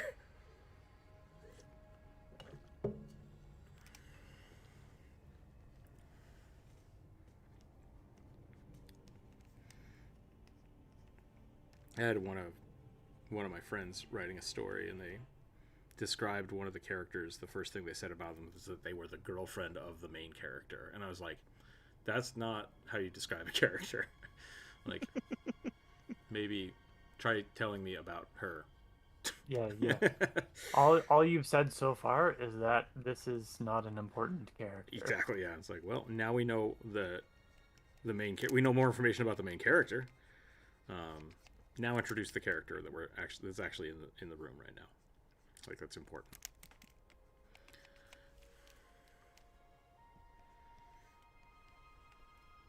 That weirdly reminds me of I'll call it discourse about Castlevania Nocturne and Annette, the female protag or dual protag in the friend of the not the little sister, but the Haitian girl. God, I don't remember her as a character anymore. Yeah. I think I know who you're talking about. She is nobody. She is literally a nobody. Like, she's just there to be in danger. To be sad. rescued and to marry oh god, I forgot the main guy's name. Who is that one about? Is that one about Richter? Yes, Richter. Richter, yeah. It's like people were complaining, oh, she's not like the original character, and you want a boring damsel in distress. That's not fun. Yeah. She may have had a role at some point in the games, but I've mainly just seen things about her just I mean, not really the original relevant. games were the original games were, while they had some story, they were just Metroidvanias or Metroid style games. It's literally just a dungeon dive. Yeah. So the characters weren't actually important. They were just they were all tokens. I'm Big Bad Evil Vampire. I'm Vampire Light. Can't you see with my basically white hair now? My name is Dracula backwards, so I'm definitely not Dracula. Unless this is Helsing Ultimate, then I am Dracula.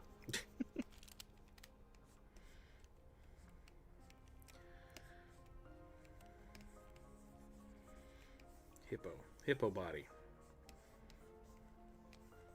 Yes. Corpulent is one way to describe it.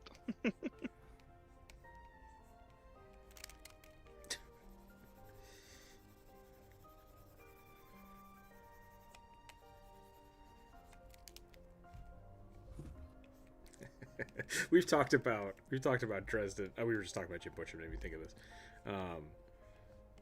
Dresden was talking about if he liked the art that people do of Dresden, because there's no art in the books, and the only art that exists, official art, is the book covers.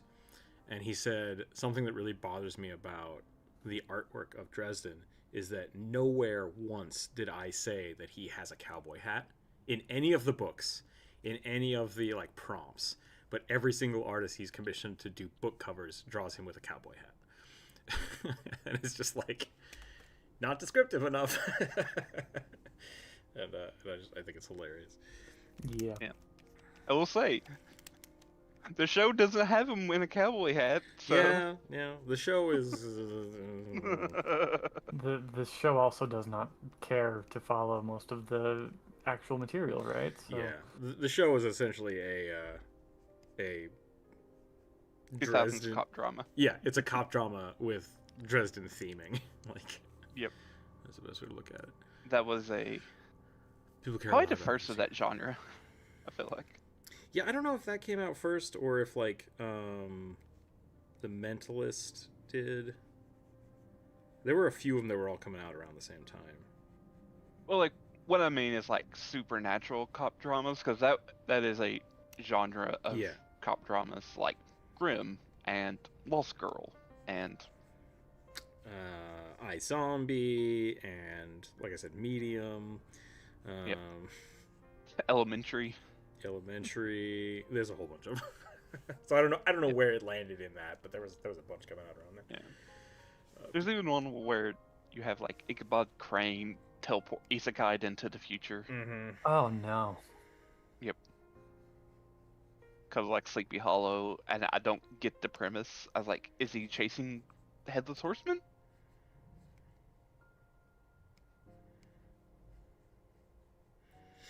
Big old blunderbuss. I think my favorite of those things is Warehouse 13. Warehouse 13's great. Yeah.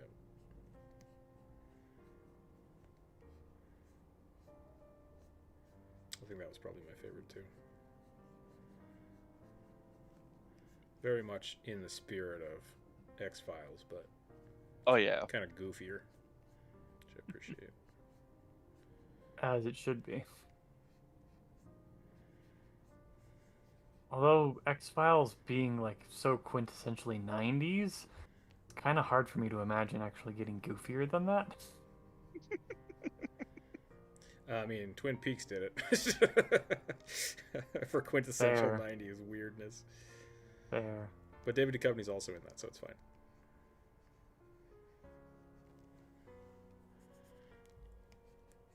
I don't know if I've ever asked this. Is there like a weird supernatural thing to Twin Peaks, or is it just Yes. Yeah. okay? Um, I guess aliens. well, kind of, yeah. That's not rightly described. But the main guy, Warehouse 13 is hilarious, and Platinum Classic agreed. The main guy basically shows up to the town, and he's like, I had a dream about the murder. And that's why I'm here. And it's just like, okay.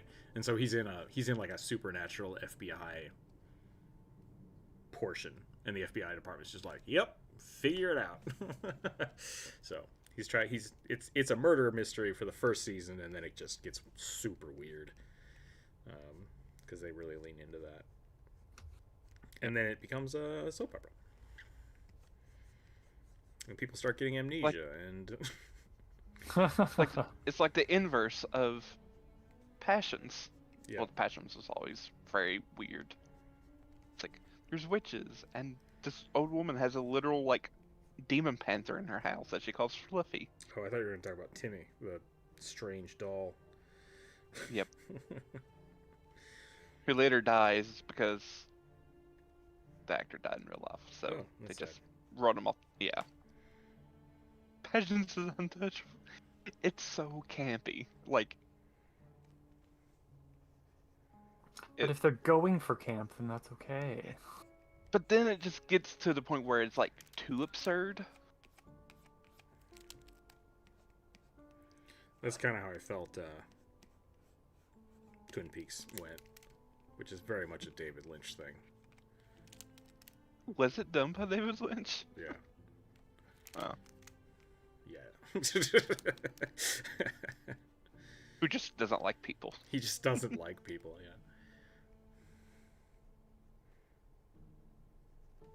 Not to be confused with Stephen Lynch, who are two different people. I have Yeah, mixed them one's up in the named David past. and one's named Steven. I have mixed them up.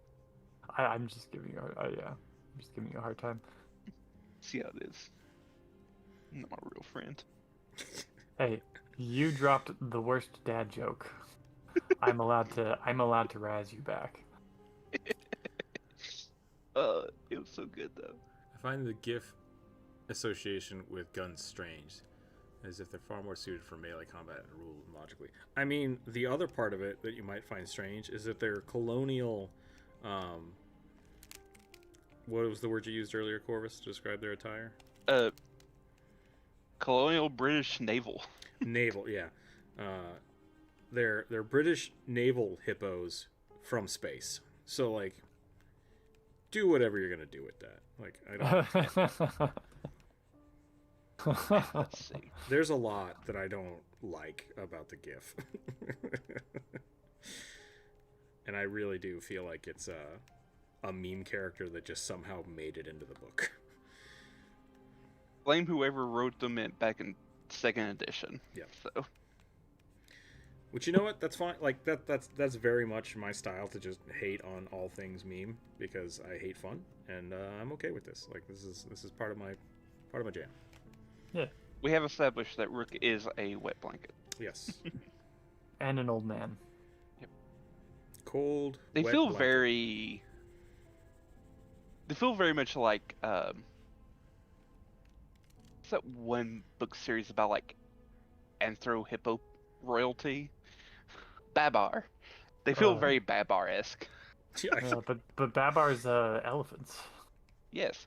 I can see it existing in that universe. I see what you're saying. Yeah. Yeah. I They can as well. like same vein, like weird, large African animal turned into people, tossed into some weird European fantasy. The GIF just shows up and like, well, Baba, I have to take your father away to fight in the war. I think he was supposed to have a battle axe, not a sword. I think I can fix this. Yes, I do remember Battle Axe. So I'm just going to stick a big old axe right here in his belt. The 2E art looks like some sort of like Star Trek villain mixed with James Bond. Well, I think it's supposed to be in the Starfinder book again, so we'll see what happens. Yeah. Wait, the GIF are supposed to show up in Starfinder? I think. Well, Spelljammer. Oh, Spelljammer. Yeah, Okay. sorry. I did say Starfinder. Yep. D&D's gonna version say- of. Yeah. I was gonna say I thought that Paizo was trying to distance themselves from WotC IPs. Yeah. No, yeah. I forget that Spelljammer is a thing constantly. That does make more sense. It is some older D&D players' like favorite setting for D&D. It has a Which- huge following. People love Which it. is fair, but like, I don't know. Like I started on. I started TTRPGs playing Paizo, playing 1st edition Pathfinder. I'm always going to care about them more than WotC.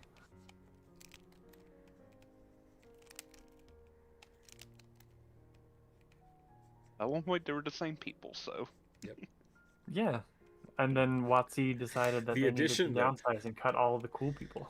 The edition that I started playing D&D at, those people made Paizo. So I'm totally fine with it. It's all the same. That's why I literally consider 1st edition is just D&D with a different name. Oh yeah, it's Rebounds 3.5. That's all. And intentionally, right? It was intentionally made to be 3.5 compatible. Yep, it was. It is. Yeah, because 4th edition wasn't published under the OGL. Right.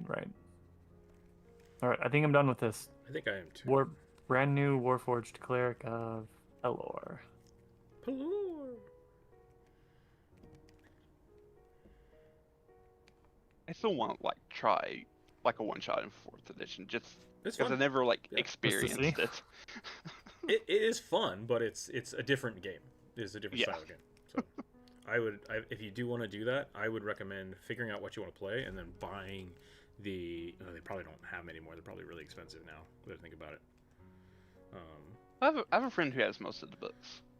I was go going on to that half-price suggest. books. I was going to suggest buying the card decks Like they would have like a druid deck, because then you can like physically have all of your stuff laid out and you play it like kind of like stat points. I bet there's probably an online module for it though, like for VTD. Foundry, Virtual Tabletop, VTT. There we go. Yeah. I'd be down. It'd be fun. Am I still rolling a d20? Yes. Yes, you are. I need to as well. 9. I rolled a 9 too. What the fuck is going on? Release. All right. A 2. 5. What does that mean? Do I get 9, or do we just re-roll? I don't know. I mean, I guess you got higher, so if you want 9, you can take 9. You know, technically, you rolled first, so I'll give you 9, and then I'll delete it, and then I'll take 9, which will be 10. Okay, sounds good. So 9 is a chicken Kenku rogue who styles himself as a samurai, and is currently a Ronin after being an Imperial spy master. So an actual chicken Kenku. Chicken Kenku Ronin, gotcha. Ronin spy, which I don't know how you want to do that. It's a rogue. It's technically a rogue. And I'm drawing a big Griffin Aarakocra barbarian. Lots of birds. Lots of birds, yeah. Last time we drew a whole bunch of lizards. Now we're drawing a whole bunch of birds. Sailor background, dude. Have fun. Okay. Sailor Aarakocra Griffin. So I don't mind when stories are about archetypes rather than characters. What do you mean by that? Getting some doubling of audio going to reset the stream. That's weird.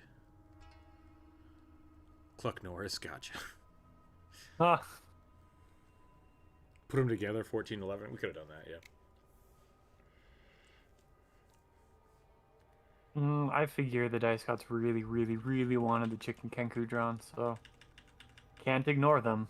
They've already fucked us over too many times today. Got to appease them.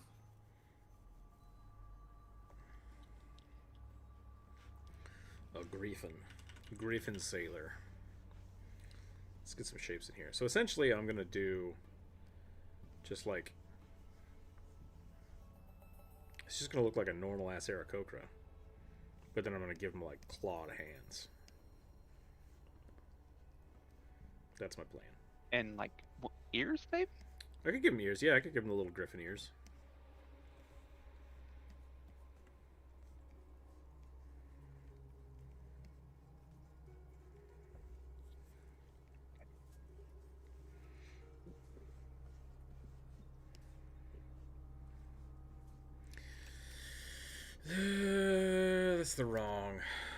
That's the wrong style. Wrong shape. If you're a griffin, you gotta have the big old eagle neck. Griffons. The Griffins. It's the Japhins. Let's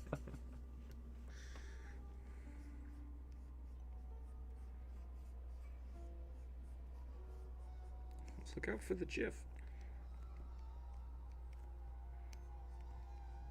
Why do griffins have ears?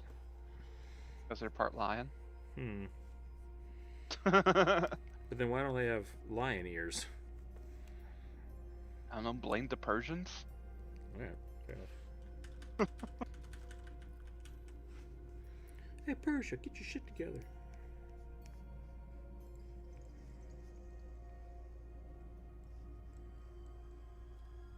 I got Helldivers 2. I'm excited. Helldivers should be fun.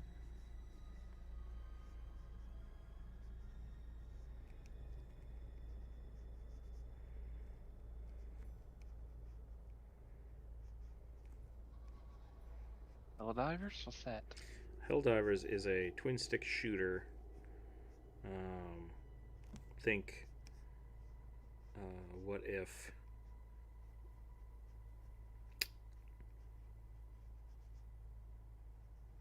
click to learn more. Crap, what's it called? Bugs, Battlestar Galactica style shoot 'em up. Rico, dang it. Oh, Neil Patrick Harris. Starship Troopers. Starship Troopers, there you go. No picture cares. I went all around that one. Yeah. Took a Do you want to long- live forever? Hey Rico, you're dead. Thumbs up.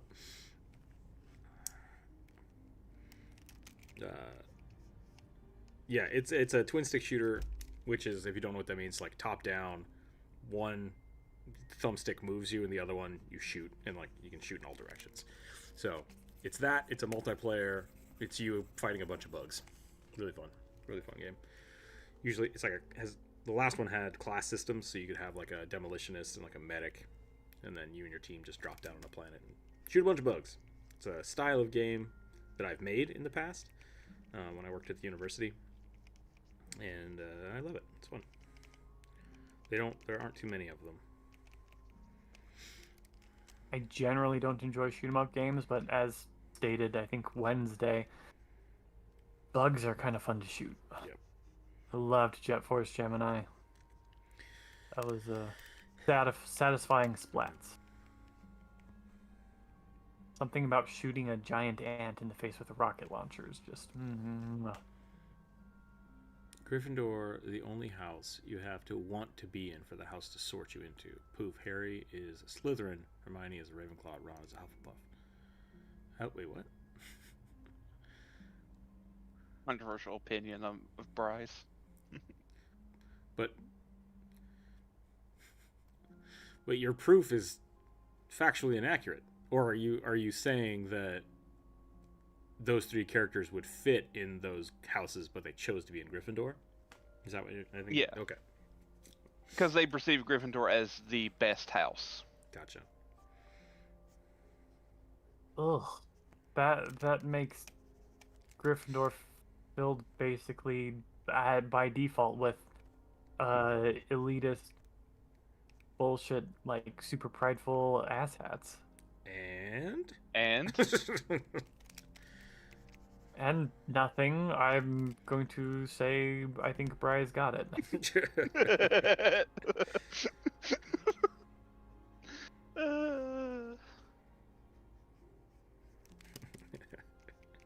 I retract my objection. It was never an objection, just a realization and shock. exclamation of disgust and shock. Yeah.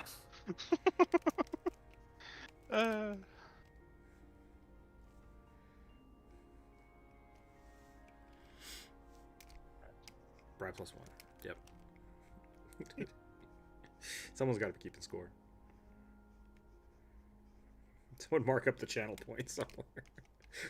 We'll just keep a live board of people who have channel points.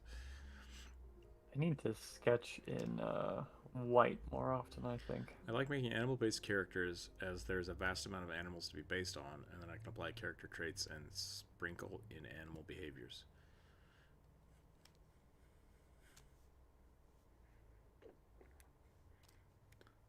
I have no notes. I don't know. Hip your people.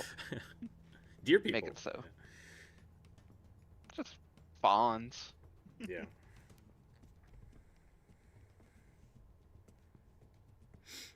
This is supposed to be a sailor. What was the other part of it? I'm pretty sure this was bionics, and so it was bees. Was it a brawler again? Big brawler? I think that's how they always start. Nope. Bonjour, big Griffin, Erico, Barbarian. Okay. Nope, just a barbarian. All right. A little less. I was gonna say articulated. Constrained to the bees today. He went easy on the alliteration. Yeah. That is what I was trying to say and could not find the words. You okay, Rook? You having a stroke? I don't think so. Smell toast?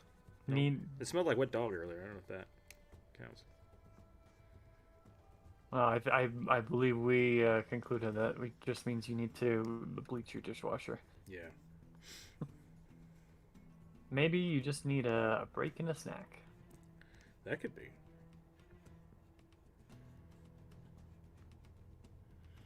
Taste of pennies. No. It is what, like 1 there? Time is it? Yeah, 1 o'clock. Oop, I'm gonna sneeze. Bless you. But, all right.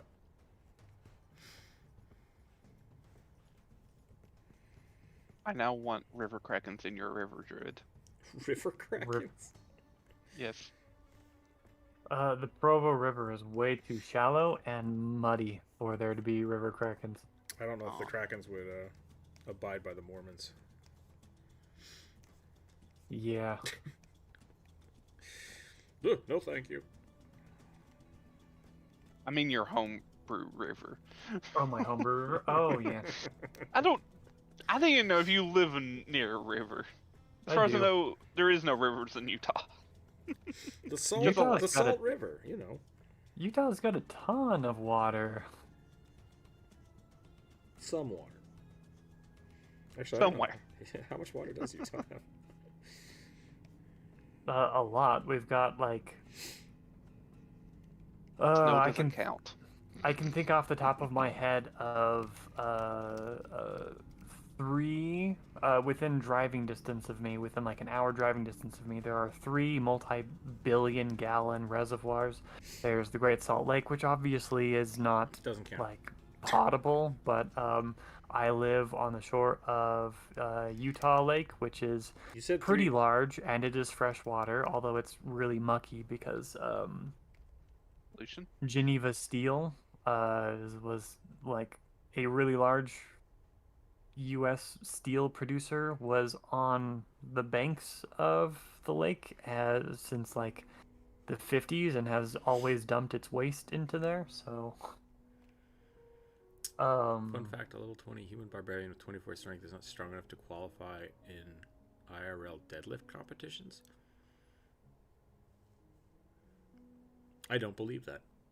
level 20 human barbarian with 24 strength is not strong enough to qualify in IRL deadlift competitions. I think they can lift 500 pounds over their head and walk, can't they? What's the qualifier for the deadlift competition? Because deadlifting is different than, like, hauling. Yeah. But- I don't know if deadlifting is a thing in 5e. You said 3 hours from where you live. I was going to make Within a joke. an hour from where I Okay. live. I was going to make the joke of, are you thinking about Idaho? Because, Idaho is 4 hours from where I live. yeah. Speaking And about there is a fairly large, although very shallow, freshwater river within walking distance of me, 15 to 20 minutes. And there is Careful, we're going to have people another. being geoguessers trying to figure out where you live. Mhm. What are you gonna do? I have nothing to steal. Fair. I have nothing worth stealing. If someone comes to my house and steals all my wood, I'm going to freaking go take it on their asses. go John Wick for your Yeah. firewood. Where's the goddamn kitty cat bracelet? It's such a good movie. Yeah, the only thing I have worth stealing is my art, and all of that is on your Discord anyway. That's So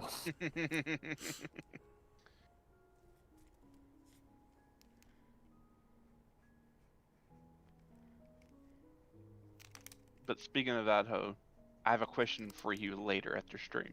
Okay. You want to move to Idaho? It's slightly better Hell than where no. you live. No, it's not. kinda is. At least the... No. No, I'm not going to go there. It doesn't matter. I was going to say the politicians that Idaho, what's the word, elects, they actively hate them. So, Idaho is weird. Idaho's a weird place. I don't want to live there anymore. Well, you don't, so you're good. Well, no, I mean, like, I don't want to move back either. That's an urban legend. Every time we talk about making an art commune, would kind of beg to differ. I mean, yeah, 'Cause we always say living in northern Idaho would be beautiful and great and awesome. If you own your own store, maybe. Yeah, exactly. But like, you have to really separate yourself from everything. Why not go to Wyoming? Because I like mountains. I'm thinking of Montana. Montana is flat. We can go to Wyoming. Does Idaho have caves? It does. Yeah, it's got a couple. As well as hot springs. As well as lots of hot springs. Yep. But so does New Mexico. Idaho is beautiful, and I'm very happy that I grew up there. But yeah, it's collected all of the crazies. Well, all of the ones that didn't end up in Arizona. Yeah. And Florida, anyway.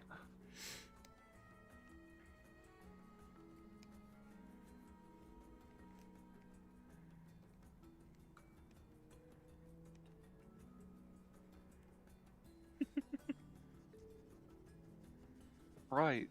The vaults were always the bad thing. You're better off just being outside with the radiation some days. No, seriously. At worst, you may get turned into a ghoul or die. Yeah. There are quite a few vaults that I would rather be in, or in which I would have rather been turned into a ghoul or a mutant than end up inside the vault. The vaults were the enemies the whole time. Yeah, the vaults were the vaults were the human experimentation the whole time. Yep. I'll take where the baddies the whole time.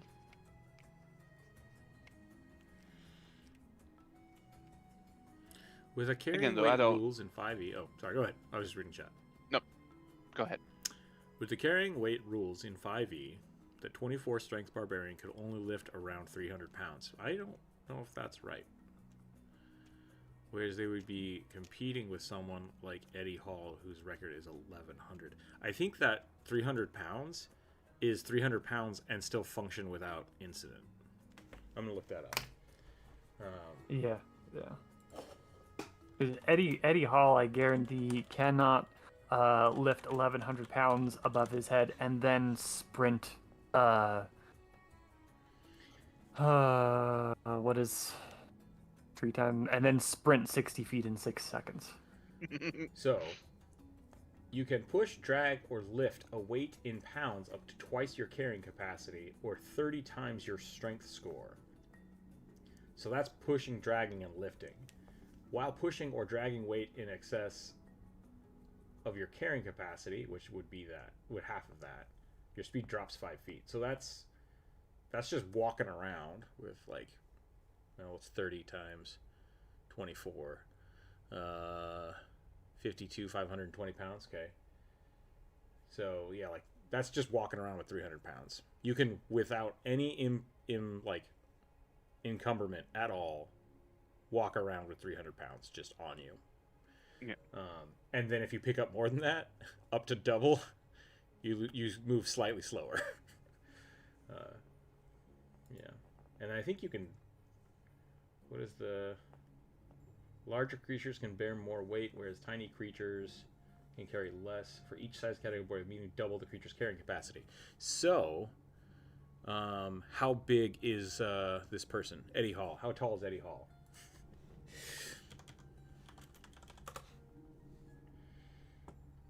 He's 6'3". Oh, same as me. A little bit taller than me. Freaking redwoods.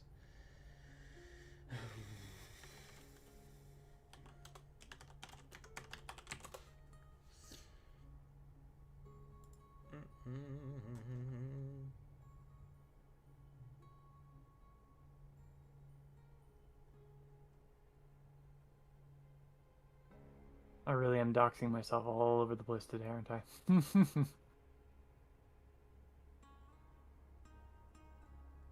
Please be cool about it, chat. You just start receiving fan mail. I found you. Everyone in the neighborhood's like, what the hell is this? That'd be terrifying. If you're carrying weight in excess of 10 times your strength score, which means that you can, while encumbered, you become heavily encumbered at 5,000 pounds. if you have a strength score of 24. Which drops your speed by 20 feet, and you have disadvantage on ability saving throws. You can still carry around. You can carry around 5,000 pounds. Yep. That's silly. So, Yep. yeah. People in the D&D universe are not like us. Maybe they live on smaller planets and gravity isn't as big. Or isn't I as actually heavy. think that may be the case in, like, Faerun, because I think it is a smaller planet. You It's might be Earth-like, right. but it is a smaller planet. Because it got split in two. Interesting. Oh So- no! My Glacier Bank debit card has been charged a bunch of money. The fuck is You mean Glacier the- Bank? Sounds like an offshore account in the Caymans. Something, yeah. One of these days, I'm waiting for these scam artists to be like, "Oh, we accidentally put $1 million in your account," and I'm just gonna be like, "Cool, thank you," and hang up on them. They never do that though. It's just like, I don't know what to do about it. We need you to cash this check so that you can pay our contractors when you do this job we're gonna hire you for. Cool. So I'm gonna cash that, and then I'm going to wait and see if it bounces. I think the And- weirdest ones are, "Hey, please go to the Target and buy a bunch of gift cards so you can pay us back." It's like, Yeah. it's like no. that sounds like your problem. Yeah. 6'2", lol. Yeah, everyone make fun of the short old guys. It's fine. I can't remember if I taller than Jacksepticeye or not. We had to talk about this. Oh, I don't remember. I think either. I'm slightly taller than Jacksepticeye. I might be shorter than him though. I'm generally one Jacksepticeye.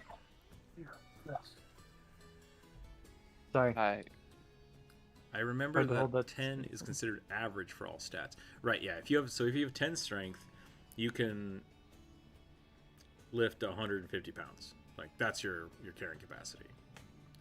I can tell you right now, you give anybody 150 pounds to carry, and most of people will crumple. Yep. That I think is where That's- that is. Not an average. Yeah. So, For normal people. Can an average person carry another average person? That's the question. Not well. Not well. Yep. If you Quickly. talk to technique. boomers, then in my day they could. I'm just saying, firemen not average. Yep. Weightlifters, not average Not people. average people. Yeah. And for every one of those, there's a very, very scrawny person. Yep.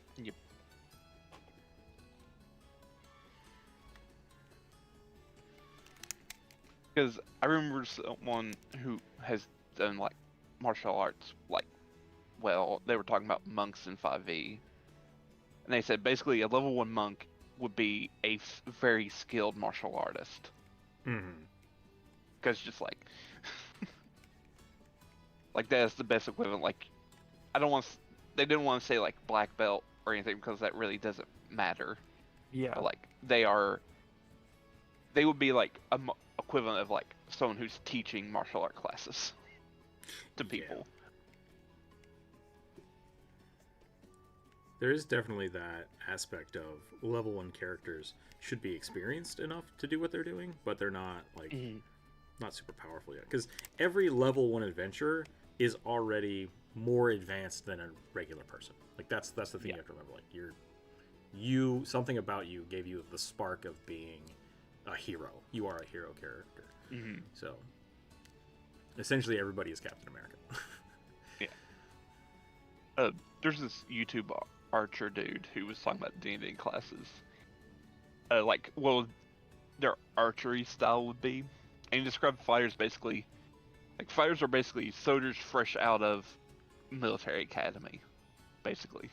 So they would have They're well trained, but yeah. they don't have. They would have a very rigid style of fighting, but as they become adventurers, they would loosen up. I like that. That's a cool way to look at it. Well trained, not well seasoned. Yeah. I was carrying a Like- box on my shoulder this morning that was 100 pounds. I had to move a storage rack. Yeah, that's no fun. I went and picked up all of those tree logs, like the tree rounds. Mm-hmm. And there was, like, I got most of them in my truck, just like deadlifting them and hucking them in there. And then I got to like the last 5, and they have to weigh 100 to 200 pounds. And I was like, I can't do this by myself. Like, they're big and they weigh a lot. There's no way I can pick these up. So I had to go get a Fresh chainsaw. cuts, so they're And filled fresh with cut. water, right? Yeah, dry rounds are surprisingly light comparatively to freshly cut trees. I had to get my Especially chainsaw. some sort of conifer. Yeah. I had to get my chainsaw and actually cut, like... The other problem was, like, a lot of them were cut... Normally, if you're cutting firewood, you'd cut it at, like, a foot to 18 inches, maybe. Like, somewhere in there. And these were cut at, like, 2-foot chunks. And so I had to go, like, lop off 6 to 8 inches of the end of the tree stumps and then throw those in my truck first. And then I could pick up the big ones. But, like, I was happy because I was like, man, I haven't done this in a year. I hope I don't hurt myself or die. I did okay. And it was nice to be like, yay, I can still pick things up. I'm not dead yet. Here we go. So, yeah, I used to, when I worked at the restaurant, every week I had to... I need healing. The like 50-pound bags of fries. Load them off the truck and throw them in the freezer. And I don't do Burning that anymore. asked, Oh. are you taller than Moist Critical? I don't... How tall is Moist Critical? I feel like he's kind of tall. Jacksepticeye is my litmus. Are you taller than Sam Regal? That's a good question. Who's deceptively tall? He's really tall. I was gonna say, yeah. He has such like little man syndrome. Mm-hmm. Because like if you compare him like to Travis, who is a very large man, it's like he looks so tiny, but it's like he is like the second tallest person on the cast. I think it's Sam's teeth. His teeth throw off the perspective of everything else about him. I'm somewhere between Moist Critical and Markiplier. That's how tall I am. Built like a brick. Nothing wrong with that.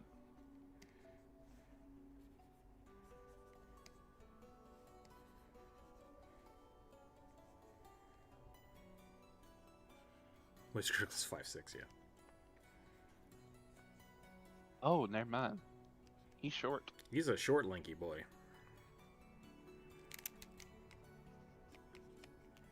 It's probably the white t-shirts. Throws you off.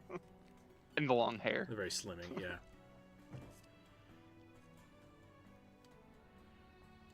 Cannon, welcome in. Pet, skip cats, drink your water. I can do that.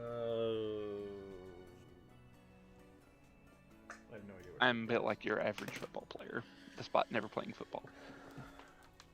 Or rugby player. skip cat. I've been a twink most of my life. Or at least built like one.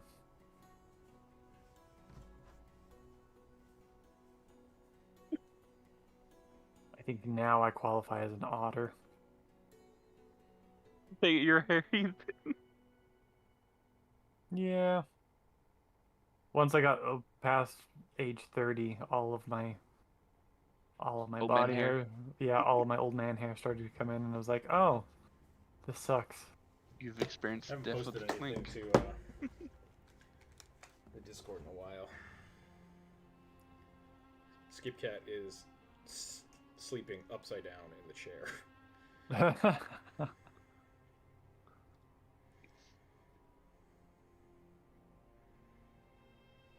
Yeah, Cosmic. When I was growing up, everybody told me I should play basketball. I hate playing basketball. I played basketball for a while. I had the most rebounds Cool. because I will jump at anything.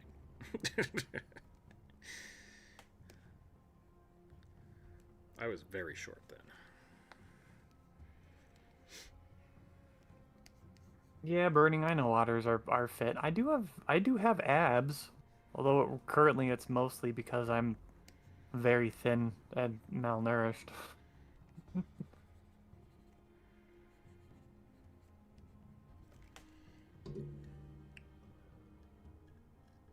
I'm gonna need to color shift this layer, I think. Remember that 10 is conservative average for all stats. Average farmer in medieval settings, maybe? Yeah.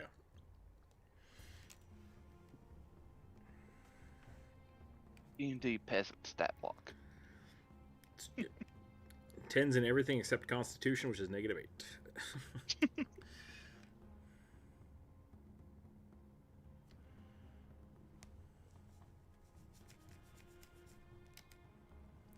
I don't know that it was necessarily their fault. I generally think that most people can lift and or move things that they believe they can, more than they can. It's mostly a matter of form and not physique. Oh, psyching yourself up before starting. Yeah, that's fair. Man, like when I used to actually do squats and stuff, I could do like 500 or something, and it never felt like Damn. a ton. But I think part of that is because I'm short. Like, being closer to the ground is easier. Because like all of my tall, lanky friends like could outbench me, but they couldn't outlift me. And it's like my legs aren't that bulky. So who knows? How does it feel to be the party tank? You know, it sucks. I don't like getting hit. I want to be a shoot at things from the back. Typical rogue. Rogue or spellslinger.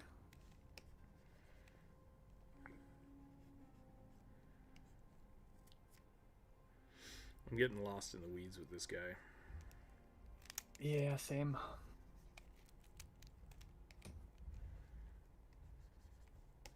I think it's time to move on. He weirdly has, I don't know if this was intentional on your part, but he has like the weird like beak shape of the blue eagle Muppet. Yeah, it does look like Sam Eagle, Yeah. doesn't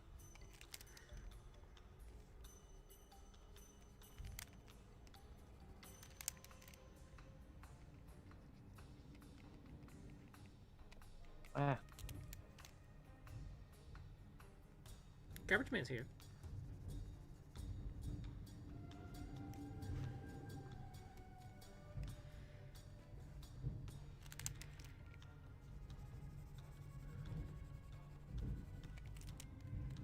He also has the very pronounced brow. So maybe that's happened without me thinking about it. Because I've been watching the Muppets. Oh, look at At least he doesn't have like, at least he doesn't have a unibrow, so it's fine.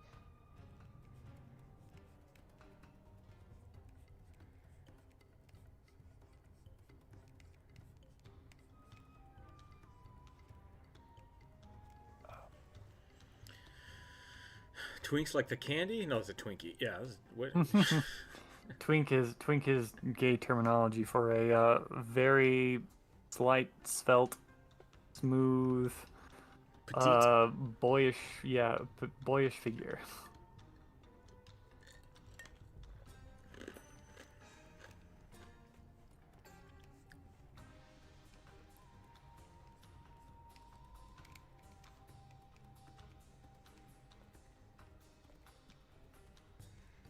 The opposite of a bear. Yes. Yeah. Yep.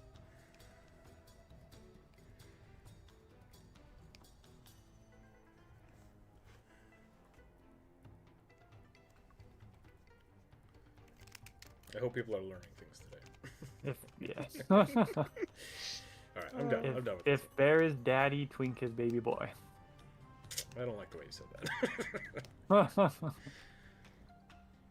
I don't particularly enjoy it either, but it's kind of the culture. Back me up on this, Corvus. Yeah. Sad but true. If you had to stat yourself honestly, how would you do it? How would you? Like, what would my stats be, or how would I determine that? I know that I've got a constitution curse. Same. Like, either A, I have an okay constitution, but I have to start rolling for eating cheese, or Cheese curse. yeah, or my constitution sucks, and that's just part of it. So Yeah. I think I did have decent constitution, but I now have an autoimmune disease that drains me of my strength and energy. So I don't know how else to classify that other than a constitution how affecting well person. do you fend off poisons? Not well anymore. I have an Eastern Dragon Samurai. That's the one I'm rolling. I'm doing now. I think I would have a fairly high constitution at the current moment. Maybe slightly above average intelligence. Like a 12. How many beers? Beers isn't a good term. How many shots can you take in an hour before you get like uncomfortably drunk? I would never know because I've never took shots. Then I don't know how we're going to determine this. I'm basing it on like how often I actually get sick. Or like how often like food maybe like affects me badly. Yeah, but how often do you see people? Because like I live with people. yes, but like a school teacher gets sick a lot, but they're probably the healthiest people because Right. they're Because just they're exposed to so much. with everything. it. Yeah. Whereas like me, I haven't been outside of my house in like a year.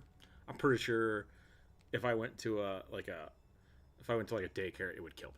I'm sure it would just kill me. Well, considering I do live near and will often interact with my niece's kids, not my nieces, but my cousin's kids, who are like of elementary age, where they are All right. embodiments of the plague, Okay, I think that's a and good. walk away fine. That's a good litmus then. So, Chorus has farm boy constitution. Yes. Okay. Which maybe be like 13. I think I have a pretty good dexterity. Well, that's the thing. I used to be really. This is the problem. Is what I used to be and where I'm at now are very different things. Yep. Can I skateboard? Yes. I was very good at balancing. Did you skateboard? Can I skateboard now? I don't know. It might kill me. Everything might kill me at this point. The thing that I have a difficulty with in determining some of my stats is that there are parts of me that are really excellent in some stats and parts of my body that are really not. Like, for example, my hands are extremely dexterous, so would have high You're proficient in thievery. yeah, but like I have terrible balance because my spine is twisted and gnarly and messed up, right? So like I can't say that I'm a high dex character. It's ultra aggressive against pollens. See, and so like allergies suck, but that means you have a strong immune system. It's just not smart.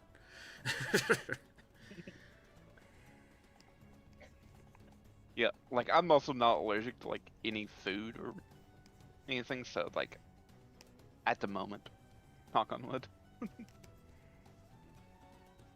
I think I would have about average strength.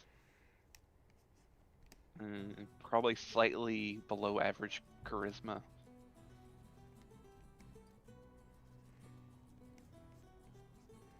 Yeah, I don't know. I think charisma is the weirder one because it's like, how do you gauge that? Like how introverted you are? I don't even think that that's particularly a good litmus test. Well, I mean, I agree. So I was just like, I think I might have more charisma than I've ever like considered myself having. Like I always just assumed that I had zero charisma because I had basically zero friends growing up. I think part of this, the problem that I always have when people ask this question is the subjective. this is real life. This is real life. Yeah, this is stupid. No, wet blanket rub time.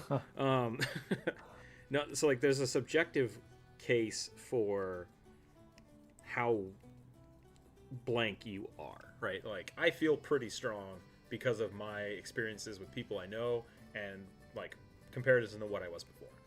So while I feel like I'm dexterous because I can balance really well on a skateboard, I can't kickflip very well.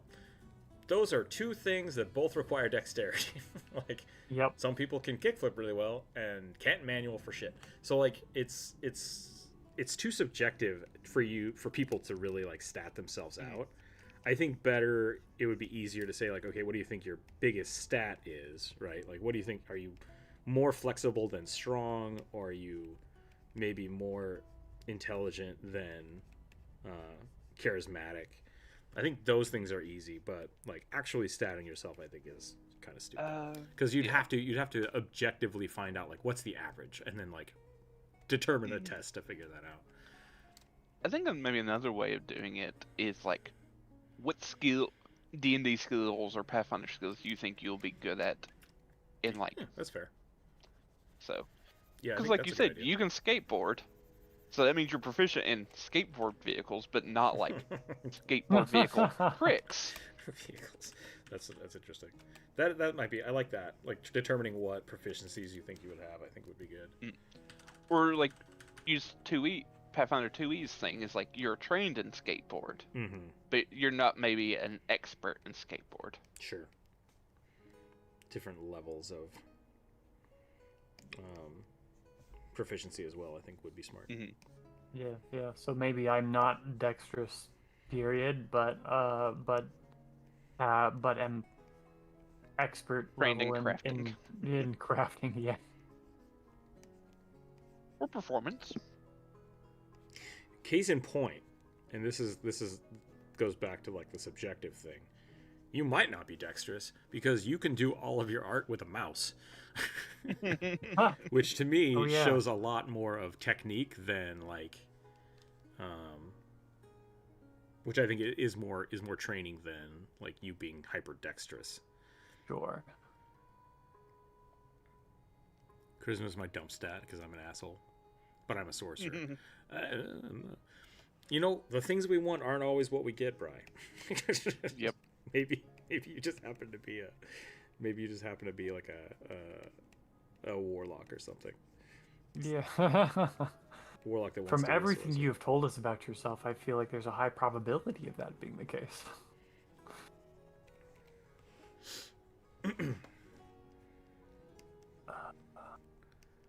I feel like, or I think that maybe my highest stat is wisdom. Specifically because of my observational skills. Although again, that might go into a high skill set and perception. But it's kind of innate. Like my psychologist and I we have discussed classifying myself as what's called a highly sensitive person, or having sensory processing sensitivity, which basically means that we believe that my neurological programming is designed to have me observe more. So instead of fight, flight, fear response or freeze response is basically backwards. So I will freeze first and observe in order to make a decision. You're one of them deer that get eaten. Yes, I am a deer in the headlights.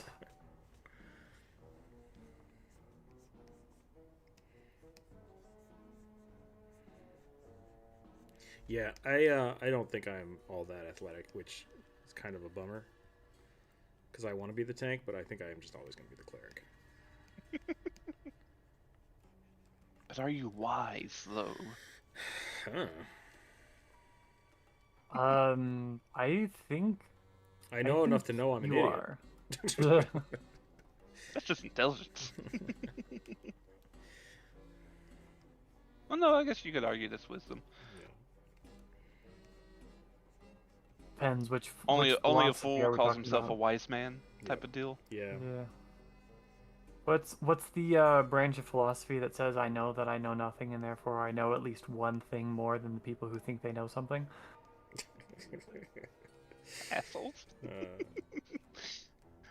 I was gonna say. I think I know what you're going for, but it mall. sounds like a weird. Oh, No, yeah, I was just gonna say like mall T-shirt philosophy. Oh, it's actually one of the original Greek schools of philosophy. Is it? I was gonna say it sounds like a weird version of Descartes, which is like I think therefore I am. No, it's the philosophy I think is specifically it is absolutely the philosophy of assholes, right? So it absolutely became that. No And Socrates. the word for it definitely made it into common parlance. But my brain just keeps coming up with apologists, and that's like that. I know that's not it. No, it's just anyone can be an apologist. It just means you advocate for something. To Google, I'm gonna look it up. I think. Damn it! I can't make a statement here without contradicting myself. Welcome to life. Yeah. I was gonna say that nobody can really, like I said, you can't really stat yourself because it's subjective.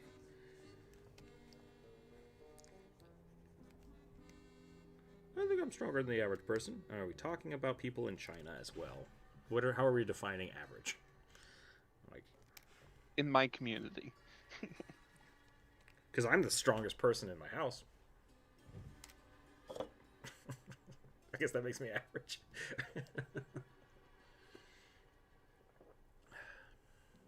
A postmodern thing. Case in point, my eye is healing pretty well, and they said the surgery went as well as it possibly could have, and I'm recovering to it. I still had to have surgery. So, is my constitution really high or really low? Which one of those two things is the case? It's hard to Don't tell necessarily- because what basically happened is your heart was too strong for your blood vessels. Yeah. So which one of that is good, which is that is bad? Can you lift Well, yourself? I think so. I think I can do one pull-up. I can do Been a 8 while. pull-ups, but I weigh very little. What do I got on my bar? 50-50 and 45-pound bar. So 95 pounds? 95 is my my can do that forever.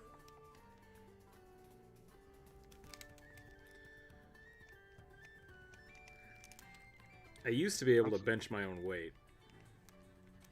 That was like, if I could do that, I was happy at the gym. And I've been able to do that for most of my life. Vague definition. Constitution measures health, stamina, and vital force. So here's my argument for something that I think is missing, which maybe this is just more willpower. I think I have shit stamina. Like, I get tired and don't want to do anything very quickly, but I'm able to just do it anyways. Which I think is more will than constitution. Yeah. A good measure of strength is 8 + 1. I'm willing to say that every time you can bench your own weight should be a good measure of strength, 8 + 1. Because, like, I know a lot of people that can't bench like 100 pounds. Like, people that can't do push-ups. Like, a push-up is a fraction of your own weight.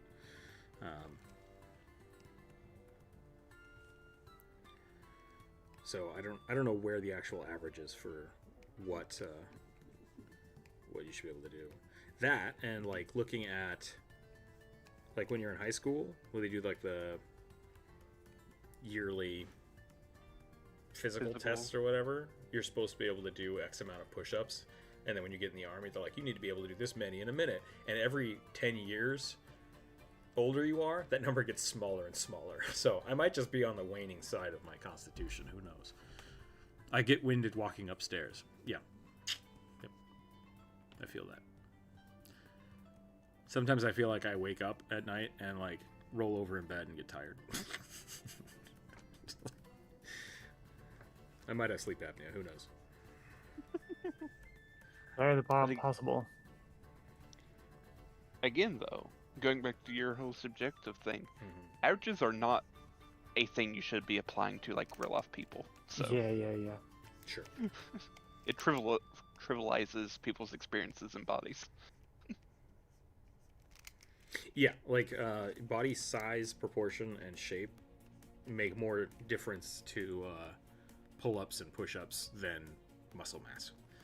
Because a lot of the dudes I know that are bodybuilders cannot do pull-ups because they weigh too much. Just way too much, and it's mechanical.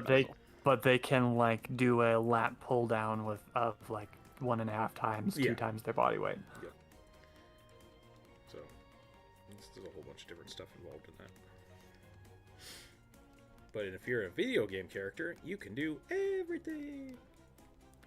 Yes. And that's okay.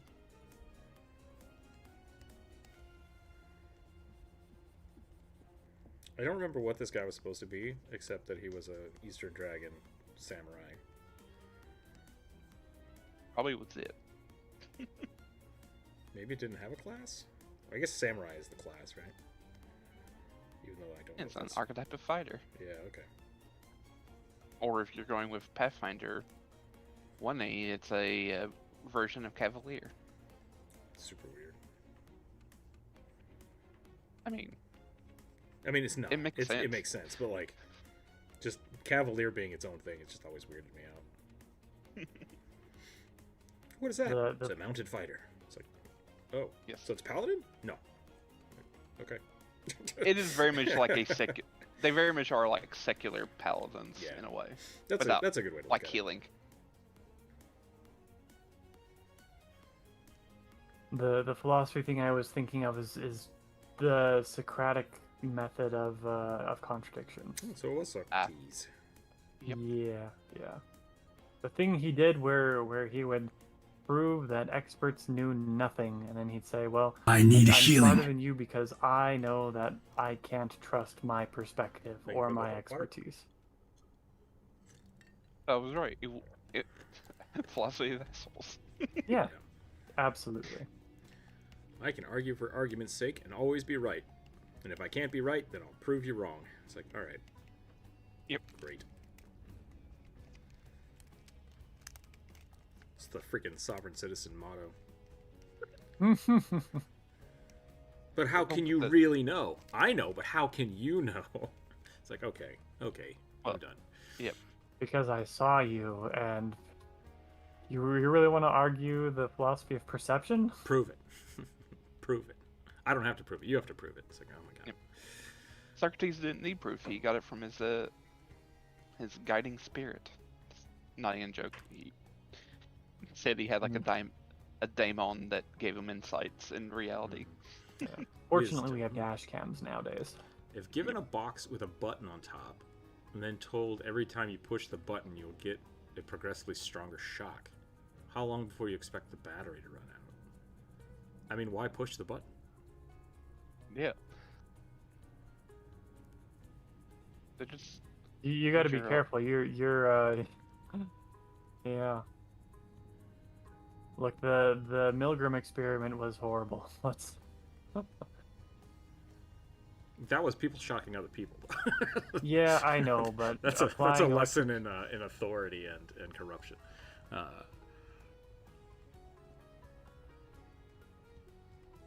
I'm just saying, let's not play around too much with the idea of it being okay to apply electric shock to people. What? It's not a nice thing to do? No. Probably shouldn't do it to rats either. I don't know if you're allowed to do that anymore. Yeah, I don't think you are allowed to do that anymore. Rats have gotten a lot more, I don't want to say rights, but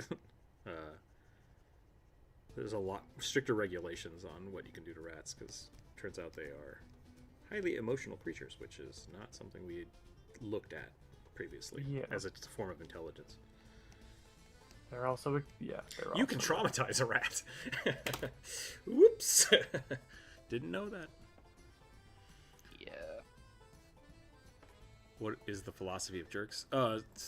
Socrates has a whole bunch of like burden of proof and kind of self-defeating statements that a lot of college assholes will use to like sound smart and like out duel people. What's the word I'm looking for? Out debate people. Debate, yeah. Yeah. Doing it feels more apropos. It's a lot of just like rhetorical or rhetorical. Radical. It's assholery. It's rhetorical fallacies and stuff like that. That just. Yeah. I know I kind of just like shrunk it down to just being an asshole. Like he was intelligent. It's just like when people read into him, they only see those things and nothing else. The people that see the I'm smarter than you, therefore, like, you're an idiot and your opinion doesn't matter. That's just it's something that is kind of attributed to a lot of Socrates stuff. Because the way he thought he was way smarter than everyone else, and it might have been the case. Because he was kind of one of the fathers of philosophy, because people just didn't think that way. But all his friends also thought that he was the smartest person in the world as well. So it probably didn't help. No, but like what I was talking about is specifically it's this idea that a person's perspective can be fallible. So when it's basically the idea that if you're going to believe somebody, you need to vet them. It's vetting your sources, basically. Make sure that the person who is an expert actually knows what they're talking about, can defend themselves. A lot of it's taken to ridiculous extremes. Though I will argue, way a lot of people will try to go about that is in very dogmatic ways. This kind of like frustrates people when asked those types of questions, so they can't actually prove or give a argument. So it's just like it's a way of basically cutting their argument out before they even get the chance to get it out. Yeah, there's a whole bunch of logical fallacies in there that people use just to confuse people. Like to confuse people and to win an argument. Yeah. Which, if you're having a real debate, there's no winning. It's just it needs to remain a discussion, and people are assholes and try to make it a fight that they can win. So the joke is Socrates saying, I know that I don't know anything, which means that I know more than you because you think you know something. And that's kind of the improper way to apply it. It should be I know that I know nothing, and so knowing where I'm at, I can leverage that to start to learn things. You can only go from up when you learn nothing. Yeah, exactly. Instead of trying to intellectually dunk on people, which I think is kind of what we're getting at. People just need to feel like they're academically, or other people are inferior. Yeah, academically superior. Yeah, that's what people want. Okay, I think I'm done with this guy. What time is it? 2 o'clock. How you feeling, Druid? You still working on that? I'm still working on this. Okay. I had a really good sketch going, and then I kind of struggled because I sketched in white, and I really liked the sketch, and then I had no idea how to translate it back into what I normally do. I have Warlock Monkey Paw Goblin with a bunch of exclamation marks. I rolled a 15.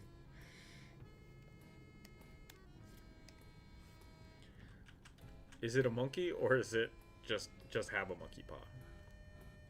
It's been a while since we've drawn any Venaras. Go for it. That's true. Is it a monkey paw warlock with a monkey paw? That seems kind of dark. I guess that's just a necromancer with a hand. Well, whatever. A hand that grants wishes. For some reason, I heard like goblin somewhere in that mix, but I don't think you actually said goblin, so. Did I? I might have. Warlock. I Oh think yeah, you're to say goblin. warlock, monkey paw, goblin. You're right. Oh, it does. Yeah. Okay. I missed that too. It's like, okay, I'm glad I didn't miss here. Diving into research, but I will try very, very, very hard not to do the actually short answer. Yeah. I do the actually. Actually, I'm actually. Yeah. Go ahead. the whole like actually thing I don't think is necessarily bad. Kind of goes along with like the mansplaining annoying. thing. It's very annoying. But like there's two types. There's the actually I don't know what I'm talking about, but I feel like I need to be the authority figure here, which is where the mansplaining comes in, right? Yep. And like the actually I hate is when you're talking to an expert and you don't realize it's an expert, which like that happens all the time. Very like often Jump Rope and I have backgrounds in biology, and we'll meet somebody and they'll try to like explain something to us as if we're children because that's what they're used to. And it's like, we both know exactly what you're talking about. Please just tell us what's going on, right? So that's Yep. one part of it. I don't begrudge people for that. But the other part of it is people that don't know what they're talking about and feel like they just have to talk over everybody. So like, I generally don't mind actualing people. It's the I'm actually from a Facebook mom researcher. Yeah. So as long as you actually know what you're talking about, Brian, go for it.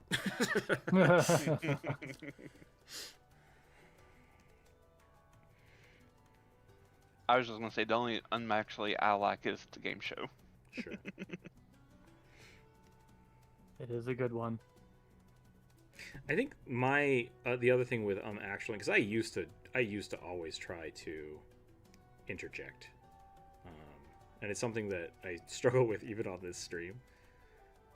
People here come in, talk to me about D&D because I am an expert, which I don't think I am actually an expert, but like that's the inference, and so I should have an opinion on things at least. You have years of experience I of do. playing D&D. I do have years of experience of playing D&D and many characters and DMing. So like that's my expertise that I have. But like Corvus, I need you to say a lot of things because I don't have literative book knowledge. Like that's just not how my brain works. You have experiential knowledge of D&D. I have the book knowledge of D&D. Yeah, and I also I'll be right back. Sure. I also have functional knowledge of game design and like how games work. So like I have a whole bunch of cool, interesting aspects of that I can do that, and I can actually people when they come to the chat and be like, I'm gonna do this. Like that's not actually how that is, but there's no reason you can't do it that way, right? Like the opinionative side of it, I think, is the part that's missing for a lot of actually that I actually like. I like it when people come in and bring new things like, oh, I've tried it this way. It's like, cool, great. So it's more of an attitude that I have a problem with. Anecdotal evidence, yeah. I like it when people can actually you, but I often get upset when people do it either. The one that really annoys me is when I say something and then somebody actually me with the exact same thing I just said. It's like, why?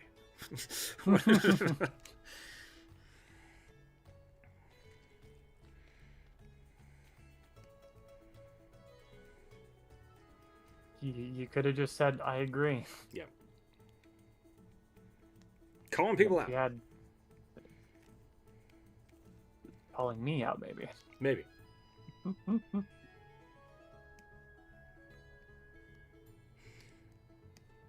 Brian, I don't know if this was actually something you suggested last week or not. And now that I'm thinking about it, I don't know. Did you want this to be your suggestion? I made another sexy goblin. I don't know why I made a sexy fairy and now a sexy goblin. You're technically correct. The best kind of correct, yeah.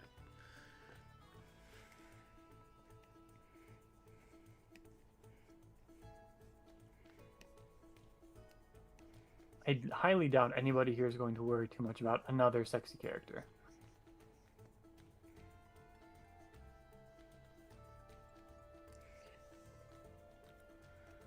No, me and my friends play, which is extremely lost play.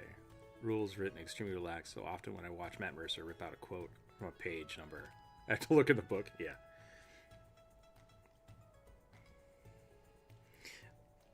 The other side of it is, which I really liked with them specifically, is like when they play on live shows and stuff. They often say like, "Hey, don't yell shit out, even if it's wrong. Don't yell shit out. Like, just let the game continue." That is something that I think is something I do. When I'm not DMing, I'll interject and be like, "Actually, I think it's this," and I've been wrong a lot. So like, these things that are annoying to me because I know I do them. When you have done that in our Pathfinder 2 game, I've always really appreciated it. So I think there's, like I said, yeah, I definitely think there is a... I appreciate when people do that too, especially in a game like Kevin is DMing for us, and I'll interject. But then there are some times when he will interject and be like, "Actually, I think it's this." And I'm like, "Really? Look it up. Let's do it." Like, that I think is the biggest thing with actually is like, I'm totally fine with being wrong, but I want people to, like, I'm curious and I like it. Yeah. So there's nothing wrong with asking or interjecting and saying like, "I don't think that's right." It's like, let's look it up. Like, I have no problem trying to find that out. I would much rather know more than be right. Same. And especially when we're playing a game, I 100% realize why they don't want when they're playing in front of a stadium full of people, why Critical Role does not want people in the audience yelling out the rules, right? Yeah. That makes absolute sense. But at our table, like if it's gonna help us understand the mechanics better, it's worth it to me to slow down and figure out exactly what it's supposed to be. Right, Atomic. I saw that yesterday, and I wrote it down, but then I remember talking, like, I wasn't sure if it was actually a suggestion or it's because we were talking about something. And I never got an answer, so I wrote it down and left it there, and now I'm drawing it. I try to preface my comments with, in my experience, or I feel. And that's perfect. Yeah, I don't think you're going to have that much to worry about then. Yeah. I think the only way you can stat yourself is by performing actions a D&D character might do and compare the results to the appropriate stats. Yeah, but that's still based around balancing mechanics. I can shoot a lot of arrows in 6 seconds. Can I shoot them accurately? I don't know. What range are we doing? Is my target moving? So, like, once again, it's very much you're trying to parse down yourself into a gamified thing, which can be fun. And like, it's the same thing with like the Harry Potter schools. Like, oh, I'm a Ravenclaw. It's like, cool. Like, do it. Like, there's no reason not to do it. Yeah. And if you have fun doing it, it's also extremely reductive. Yeah, it's extremely reductive, and it doesn't. It's subjective. It's highly subjective. So if you are doing it just for funsies, go for it. I don't know. I have trouble doing it. Same.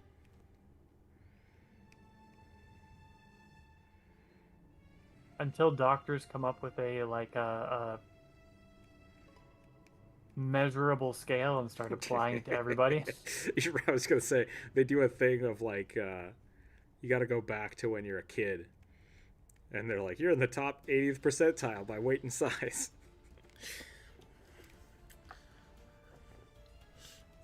That's it. That's it. Oh dear. Yep.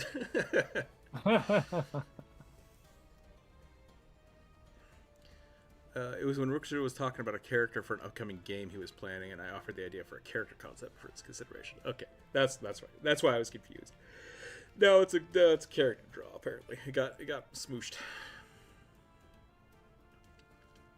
Because yeah, I remember doing like if I go back to those days, I remember I was really flexible. Like I could do the flex, stretch things, and I could do the flex arm hang for super infinite long times, which once again I think might be more willpower than strength. Yeah. But I was also very short, very small, and very sick all the time. So I'd say proficient in wisdom and maybe dexterity. And then I have to dump con and int. Because I refuse to learn history. That's only one aspect of intelligence. It's the part that I don't like. The other thing is, And like... you like the parts I don't like, Yeah. so it's fine. Like, I love math. You know what I don't like, though? College math. College math sucks.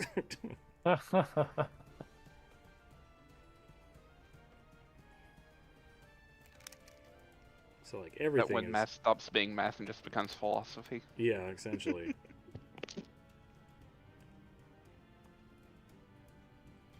How do you solve this weird equation? Well, you remember that this one guy figured it out one time and made a rule about it. Like, oh, can we learn how he did that? No, it'll take too long. Memorize it. It's like, well, that's just not going to happen. Yep, I hate that. I hate that. Math is a language. You don't remember the need syntax? To know how to, Fuck yeah, yourself. you need to know how to speak it. Dang it. Are you gonna teach me any of the context for this so that I can understand this language? No, fuck you. Every few years, I have to look up the purpose of derivatives. Because I know it's something I should know. And it's just like, I kind of remember how to do it. You take whatever's up here and you move it over here, and then this gets shifted. And it's like, why the fuck are we doing this? Yeah, I don't know. Couldn't tell you.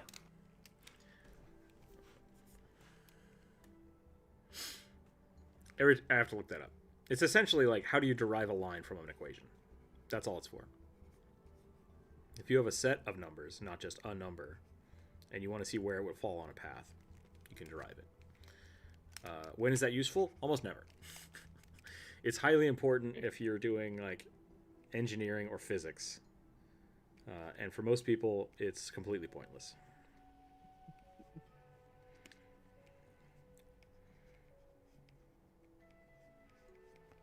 Just like calculus. Most people just don't need calculus. Sine, cosine, tangent. That's the only thing I remember of calculus. I'm not even sure if that's even Technically, calculus. yep. Technically trigonometry. That's 2 stages away from calculus. It is fundamental for calculus, but Why was I learning that in basic high school algebra? because it goes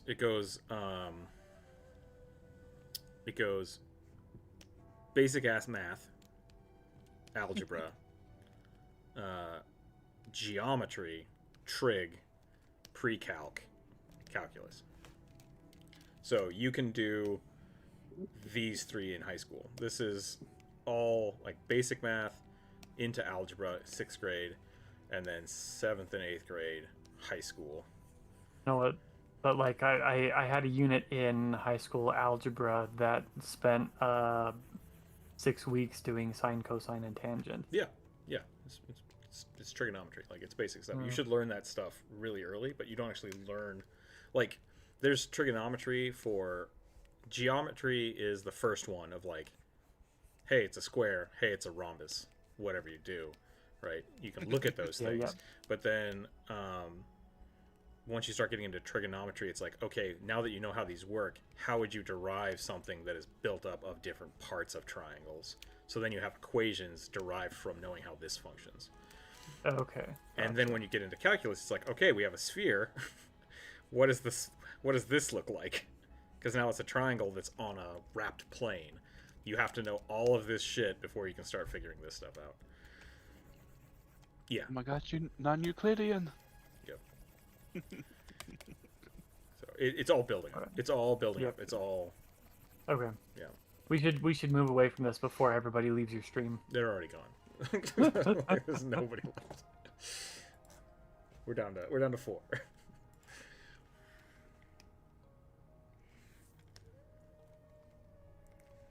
C'est la vie. Hey, if you don't like me for my math, you know. If you You can't can't handle me me, at my math. You Yeah. don't deserve me at my. You don't deserve me at talking about food. oh god.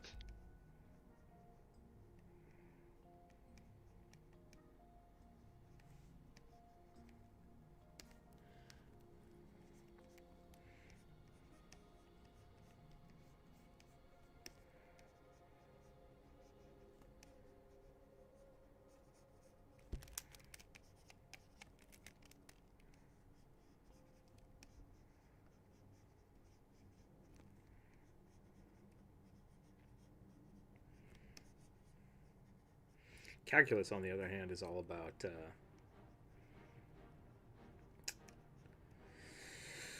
how do I say this? Doing math in series. Because calculating, like, Isaac Newton probably never got hit on the head by an apple. Like, Yep. that's a bullshit thing. But the reason that we use that is because it's one thing to say we know how much an apple weighs and it hits the ground. But the problem is that at every point on this line, it's accelerating. So you would use calculus to derive all of the equations instead of having to go like, instead of having to do the math from this point to this point and figuring out stuff. You can use calculus to look at this series of calculations as something increases. Okay. Yeah. So then that's also how we figure out the irrational numbers like pi. Right, because you need and those to phi and determine. phi, yeah. Yeah, you need those to determine not only like this physical circle, but something moving in a circle is different at different perspectives, different lengths of the rotation. It has a different force. Like, it's all of those things in series, and finding ways to look at them more complexly. Lathan, what's up? Calculus is cool. It's a pain in the ass because it is really like the fact that computers can do calculus now. It's pretty great. Pretty great.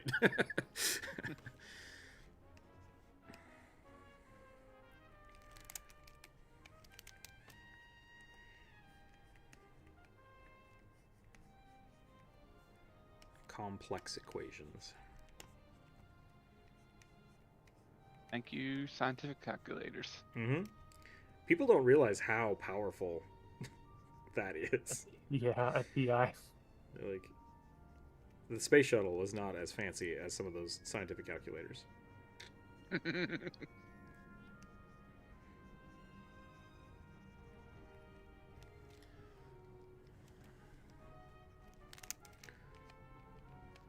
when the first space shuttles were going up, like, there were whole chunks of NASA that were just doing calculus, essentially. I mean, that was kind of the point of the movie Hidden Figures. Which one was that? I didn't actually watch that, but it wouldn't surprise me. That's the movie about the historical the black women calculators. Yeah. The women who did all the math for the Apollo missions. Yep. Mm-hmm. Oh, so good. I did actually watch most of that one.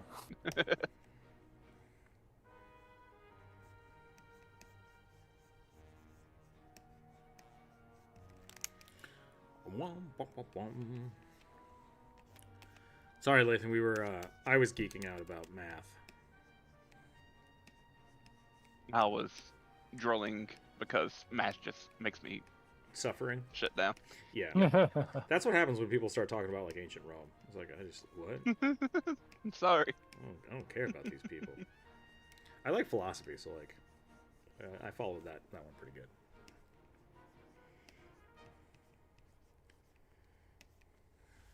I can never tell if I love philosophy or if I despise it with a burning passion of 1,000 suns. I think I'm gonna go more. Sounds like you're a philosopher right there. Yeah, unfortunately. But I mean, aren't all high artists philosophers? That is what I was trained to be in school. A high artist, not a philosopher. I was gonna get really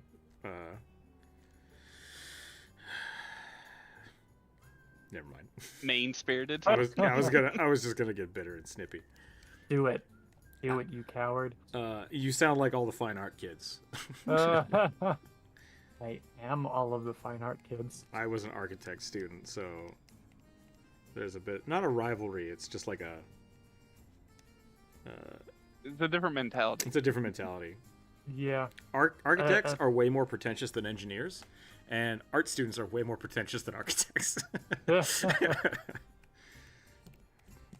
Architects want to prove to you why something should work until the engineer tells you no, it won't work.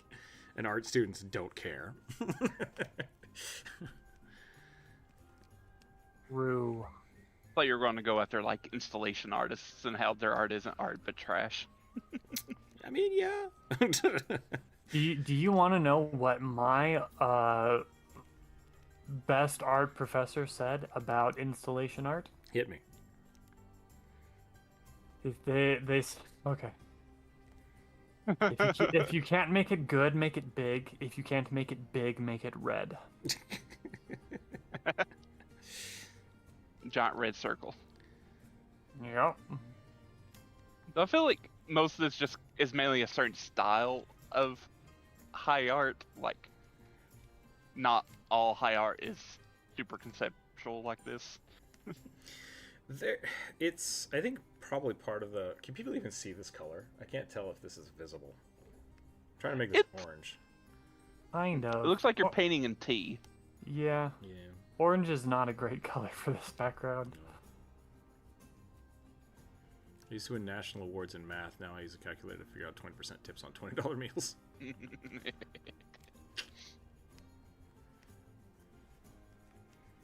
Probably other mathematicians do as well. It hurts me when my family member will look at a tip, and I don't know if it's because I worked in restaurants for so long, or if I just have a higher comprehension of math. But I'll watch people look at something, and I'll be like, "Oh, it's this much," and they go, "Oh, okay," and then they'll slowly reach for a phone, and I'm like, "Just put it down, just write it down, please, please."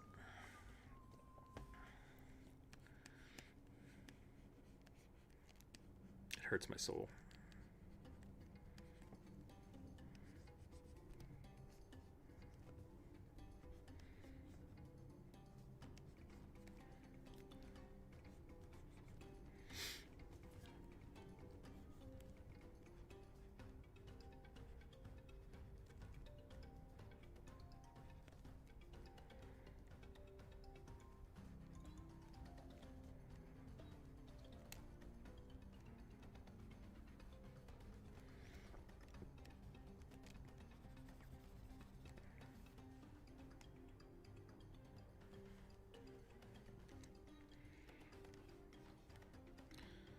Okay.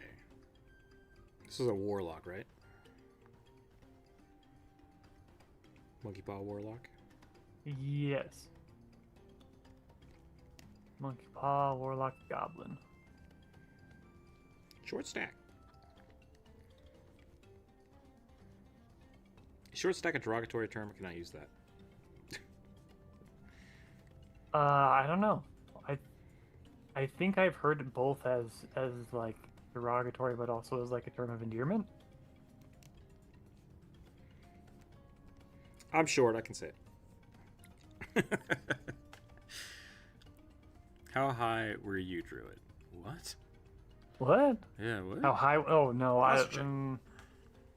I was studying art at a religious school, so not at all, unfortunately. You would have gotten kicked out. Yep. At that particular one, probably for sure.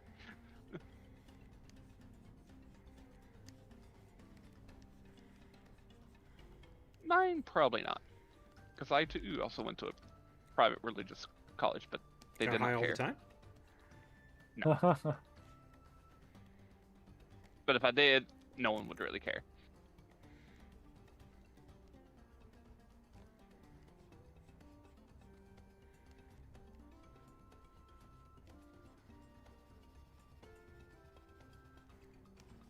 Man, samurai stuff is so cool, but so detailed.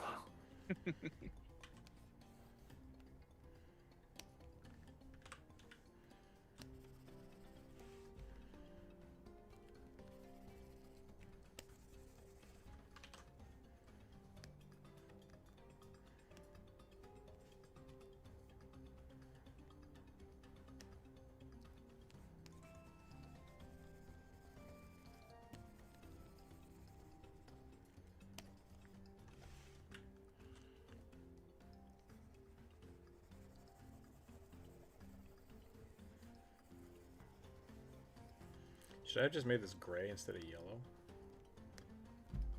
Sure, help. Do I put a cool color behind the orange? Or a warm color?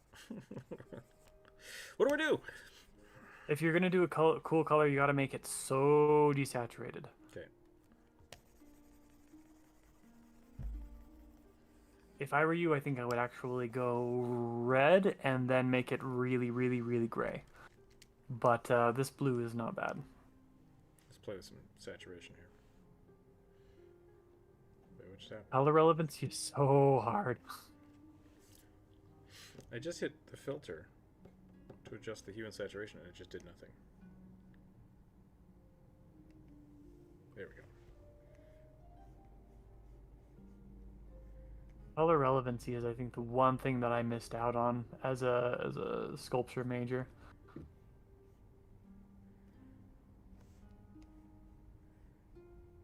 That I think I really could have used by choosing painting instead.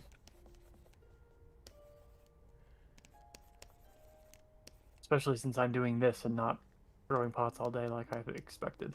Right? I would have spent a lot more time in traditional art classes instead of 3D modeling had I discovered that I hated 3D modeling much earlier in my career.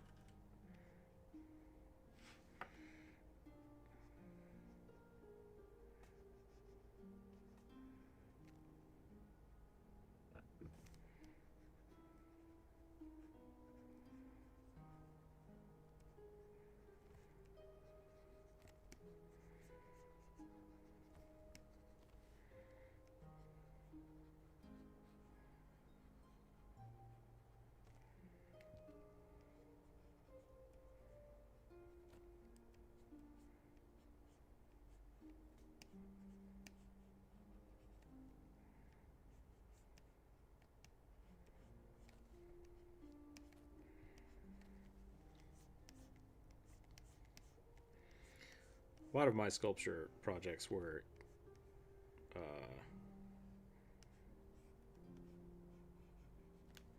experimentations of... The more I think about my college career, the more I realize it was gearing me towards like YouTube. Because a lot of my stuff was just like experimenting and playing with capturing process, which is essentially what I do now. Like I just play with my art, right? Like I show people my drawings, not just... I don't care about the final product. It's like, here's the final product, whatever. And then I make the process the thing. And I love that. Like that's something I love. So I played a lot with that.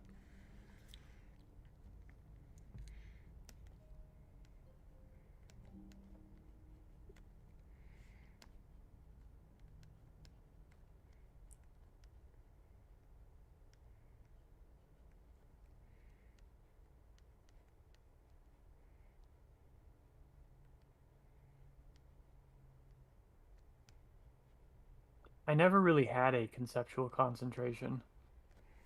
I think probably mostly because all of my professors were constantly trying to force me to have a conceptual concentration. And I was like, I just want to tell stories. Fucking leave me alone. No, you can't do that. Yeah. I got That's what you want to do. Go be an illustration major. Yeah. Yep. That's what we did a lot. Just like, tell a story. I don't care what medium you use. Tell a story. It's like, all right.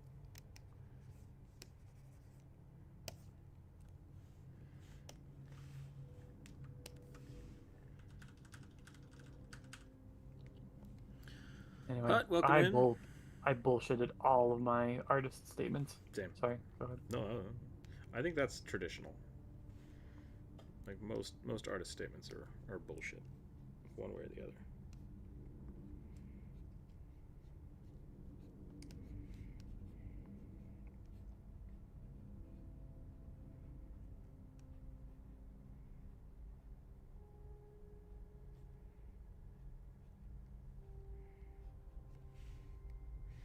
Okay. I want to give her like a giant ponytail.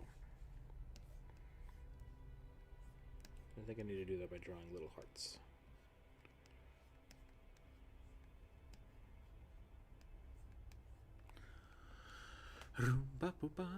These are looking awesome. Thank you, Hut.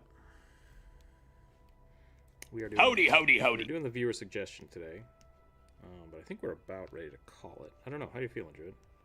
I wouldn't mind going to 4. Drained. You're drained? All right. We can probably call it Yeah. pretty soon. We'll finish these up and then we'll call it.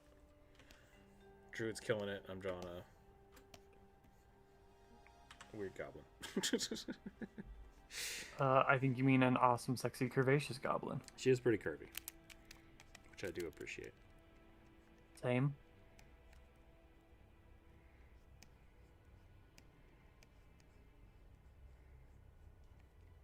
An anemic goblin is a feral goblin.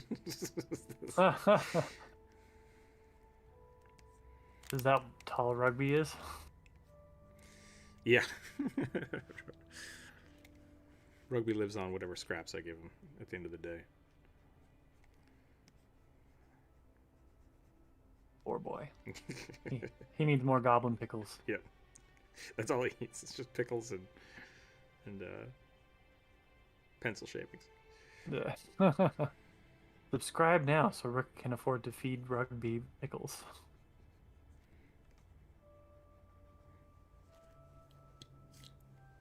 Pickles and beef jerky. Those are the 2 things I can make.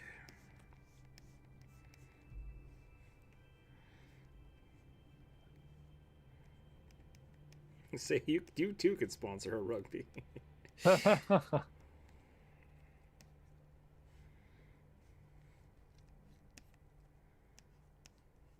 Every year, ones of rugbies go hungry. Ones, yeah. I can't offer an opinion on art more than I like what I like, but if someone really enjoys your art and you find it entertaining, isn't that the point? Yeah. That's the big thing about it. Like that's what it should be. Yeah, we're talking about air quotes high art, which is the stuff that gets sold at galleries, and is really nothing more than a money laundering scheme for wealthy people who have so much wealth that money has no meaning anymore. Yep. And that's what I went to school to do, and learned what it actually entailed, and said, nope. Nah.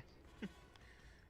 There was a couple people that were like really good at that. Just like the high concept, like ethereal bullshit art. And I hated it. I appreciated what they were doing, and like the way they did it. I always like really loved the way they went through, and I can't do what they do. Yeah. But every time they finished a piece and they would show it off, I would just be like, man, this is amazing, and like this is like you did a thing, and I hate it. Yeah. And he's like, perfect, and I was like, ugh, damn it. So like it's very art is subjective, and art should really just be a you telling your own thing, and it doesn't matter. So at the end of the day, art is just fun. Says something, and sometimes saying nothing is the thing you're saying.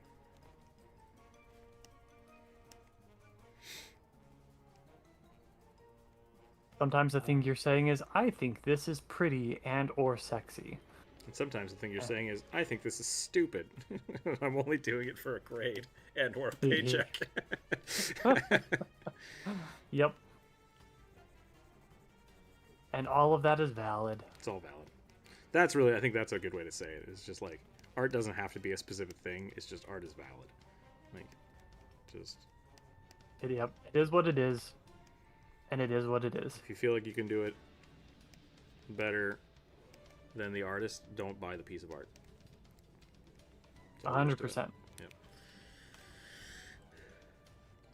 I'm just thinking of the stupid festival that's in New York now. There was God, with the wall, I can't remember what it was called. There was a guy. There was a building, I think it was in New York. It might not be in New York. There was a building, and like, here's the entranceway. I'm gonna use a darker color. And like there's walls over here and then the street, right? So they paid him like $400,000, and what he did was built a steel wall like this. And the people that paid him were like, "Oh, it's great, it's brilliant." And then all the people that worked in the building were like, "We have to park over here and walk a quarter mile around your stupid wall." And he's like, "Exactly." And it's like, you literally just built this to be an asshole to the people that paid you to do this. And he's like, "Yep." It's like, go fuck yourself. Like, Yeah, so that's a whole style of art that I hate. the vessel is literally just this weird, like, upside down beehive. It kind of looks like a doner kebab, if you know what that is, or like shawarma, the big rotating spit of meat that they shave off. Sure.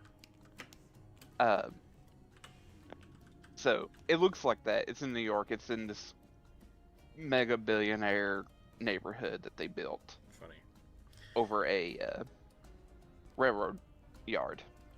I remember in Moscow, if you go to Moscow, Idaho, right as you drive into town, there's a thing called the seed. And it is literally just a giant wheat seed, like a wheat germ. Looks something like this. Functionally, if you go and look at it, it's also a sundial, which is kind of cool. But I remember we were talking about it in my class. Like, the class was just there standing around talking about it. And some guy in a truck drove by and says, "What a wasted piece of shit!" And just kept driving. We're like, eh. Yep. Not everybody appreciates or gets art, and that's fine. People were not happy that that's what taxpayer dollars got spent on. Yeah. Like, enough, this thing wasn't paid by taxpayer dollars. It was paid out of pocket by like a really rich dude, who basically owns Hudson Yards. Yeah. Corvusor, is this the piece that people started committing suicide on? Yeah. Oh boy. That's not where I was going. Okay. I I do know what promise. you're talking about, though. But yeah. But it's just, they talk like how it's such high art, but it's coded as a viewing platform. So it's just like bleachers in a weird shape. Yeah. It's also a massive fucking symbol of wealth inequality. Yeah. How much money can I waste on this? I mean, that's kind of art in a nutshell too. At least high art. Yeah. Like, I need to show people that I can spend money on something that has no intrinsic value. Yeah, because it's like, so basically, like, the only people who are like can really get up in it are like people who can walk a lot. I mean, there is technically an elevator, but it's like a super cramped single-use elevator. It's like, Yeah. So it basically was billed as a social project to bring a community together, and then like actively excluded the all of the disenfranchised and disabled people of the community. Funny. That it was supposed to be air quotes serving. yeah. There's this is the weird paradox of art, is that I think, oh wait, want to hear something really funny? When I was a bunch of World War II war officers in London were offices, were converted into £1 million apartments, and were decided to call to the old war office. Shorten it, so it's the UWU. That is pretty cool. The UWU apartment complex. Somebody in that company knew what they were doing. Yeah, probably. That is funny. I lost my train of thought. Shoot. What was I saying? High art. High art, yes. The paradox of high art is that I think all art should be enjoyed. Like, that's the measure of it. Like, if you want to spend money on it, if you enjoy it, that's perfect. So I don't have a lot of art in my house, oddly enough. Like, I have all the stuff I make, but hanging up, I have like a very few choice things that I just really enjoy. And it's like, and some of them were like $5 at a convention. I'm like, I love this, I want it. Right? That's how that's my opinion for when you should pay for art. It's something that you love. Yeah. And the problem with high art is that it's a big thing of like showing off how much money you have, because like I said, you can buy something that is like unnecessarily expensive, but people are deriving enjoyment on doing that. so they are successful. And it's like, I hate that is, I've logically said that fine art is okay because they're deriving pleasure from being an asshole, but that's the medium. Like, it works. So I don't have a problem with fine art, because it is just people, flexing on other people. Yeah. And it feels derivative of the artists themselves, like, or not derivative, but like,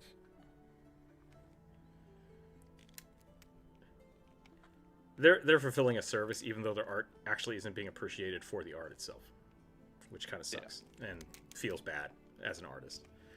But if they're happy getting paid. What I was trying to eventually get to, we were like, the only thing I dislike more than like high artists, like pretentious high artists, is like pretentious high artist architects, which is the guy who designed this is. It's like Thomas Heatherwick is a pretentious asshole. Yeah. Oh, I know of him. I know personally, not him, but like I know the type. Yeah. I was gonna say, Thomas Heatherwick? That's kind of surprising. He's the guy who designed the spinny chairs. Oh. Actually, I might have seen that guy like talk. they look like tops and. No, different chair. Okay. Yeah. You stand, you kind of like wobble around. I think he also designed like bean bags that are like $10,000. Oh yeah. Ugh. High art is essentially like crypto bros now. Like the NFT market is what high art was 10 years ago, 20 years ago. Yes. Yeah. Or just art anytime before, like after the Renaissance, I guess. Here's a good litmus test for whether or not you like high art. Do you like Norman Rockwell? I do. Then yeah, you're good. If you're a high artist, you have to hate Norman Rockwell because he sold out. And it's pretentious. I don't, because I don't like the boringness of his art. Turns out Corvus is the pretentious artist in the group. Oh, apparently. Who knew? It's amazing. Well, we went to schools that managed to beat it out of us, right? So I was the kid in the art class that loved Norman Rockwell, and everyone's like, "Oh," and I was like, "What? It's great." Interestingly, nobody in my school had a problem with Norman Rockwell, but everybody despised Thomas Kincaid. Yeah, Thomas Kincaid, same thing. I was very much like, it's the same thing with like Bob Ross. Like, you can love Bob Ross, but like if you try to talk about his art, people get very upset. It's like, it's okay. Like, boring. It's like, I mean, I like his stuff. Yeah. I like nature stuff. I don't care about people. Sure. So you can definitely not like Norman Rockwell for not liking Norman Rockwell, but like it's cool to dunk on him because he's technically a commercial artist. Like that's really what they're dunking on, is like whether or not you understand commercial art, which I loved. I loved the idea of like, if I make something, I want to be able to like mass produce it. Like that's great. Making a ton of something, like precision making a ton of something, because when I was there, like 3D printing was kind of still getting off the ground. Like that was a thing. I did a bunch of projects of like, I want to see if I can reproduce something myself, like with my hands. I'm gonna make a couple of these, and that was my whole project. Just like, can I do? And like, people for didn't me, like it. People didn't like it at all. Pretentious assholes. It's not edgy. No. I could care less about edgy. It's not edgy. It's not invoking anything. It's like, it's not supposed to. It's just art. There's some. I googled, and there's a few things I like. I like his more cluttery stuff. I'm sort of a maximalist. Yeah. I shared a picture with Drew the other day of like this French artist, and it's just everything crammed into like a 12-foot tall painting. Yeah, and that was a little bit too much for me. It's like that cottagecore. Oh no, this is beyond that. It's almost Eldritch horror. Okay. Yeah, it's kind of great. Like if Picasso was also on cocaine. And I mean, he wasn't. Well, no. No, everything cubism happens as a specific choice. Not because of drugs. I'm thinking of just like, because Picasso did Dolly. a lot. Yeah, I was thinking of Dolly. Actually, I was thinking of Dolly. But the thing with Dolly is like, his paintings are kind of very vast and open, but there's lots of shit in them, and so it's like, if you did that but just kept making him fill in all of the pieces, it's just like, it would be super weird, almost Usher-esque, just like everything has to be filled. Who knows? I think I'm done. I think I'm done for the day. Yeah, and I'm wrapping up, so we can end whenever. I'm gonna put a link to things that people can go to. Maybe.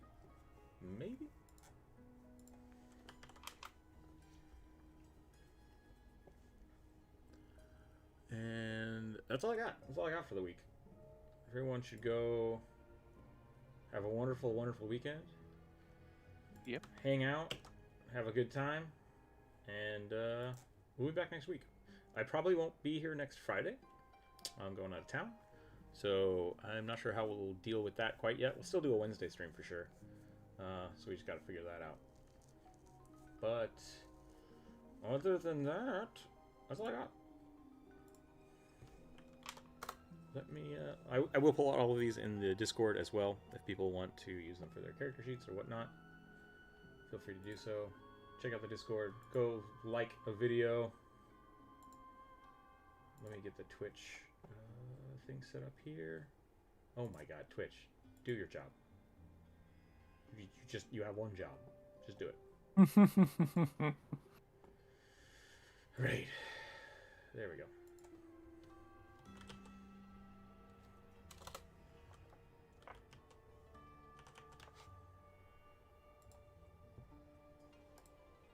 Okay. That's all I got. If you're in YouTube, go check out this Twitch stream. Tell them Rook sent you. Stay happy. Stay healthy. Keep your dice on the table. I just put that into Twitch instead of on YouTube. That's my bad. We'll catch everybody later. Bye.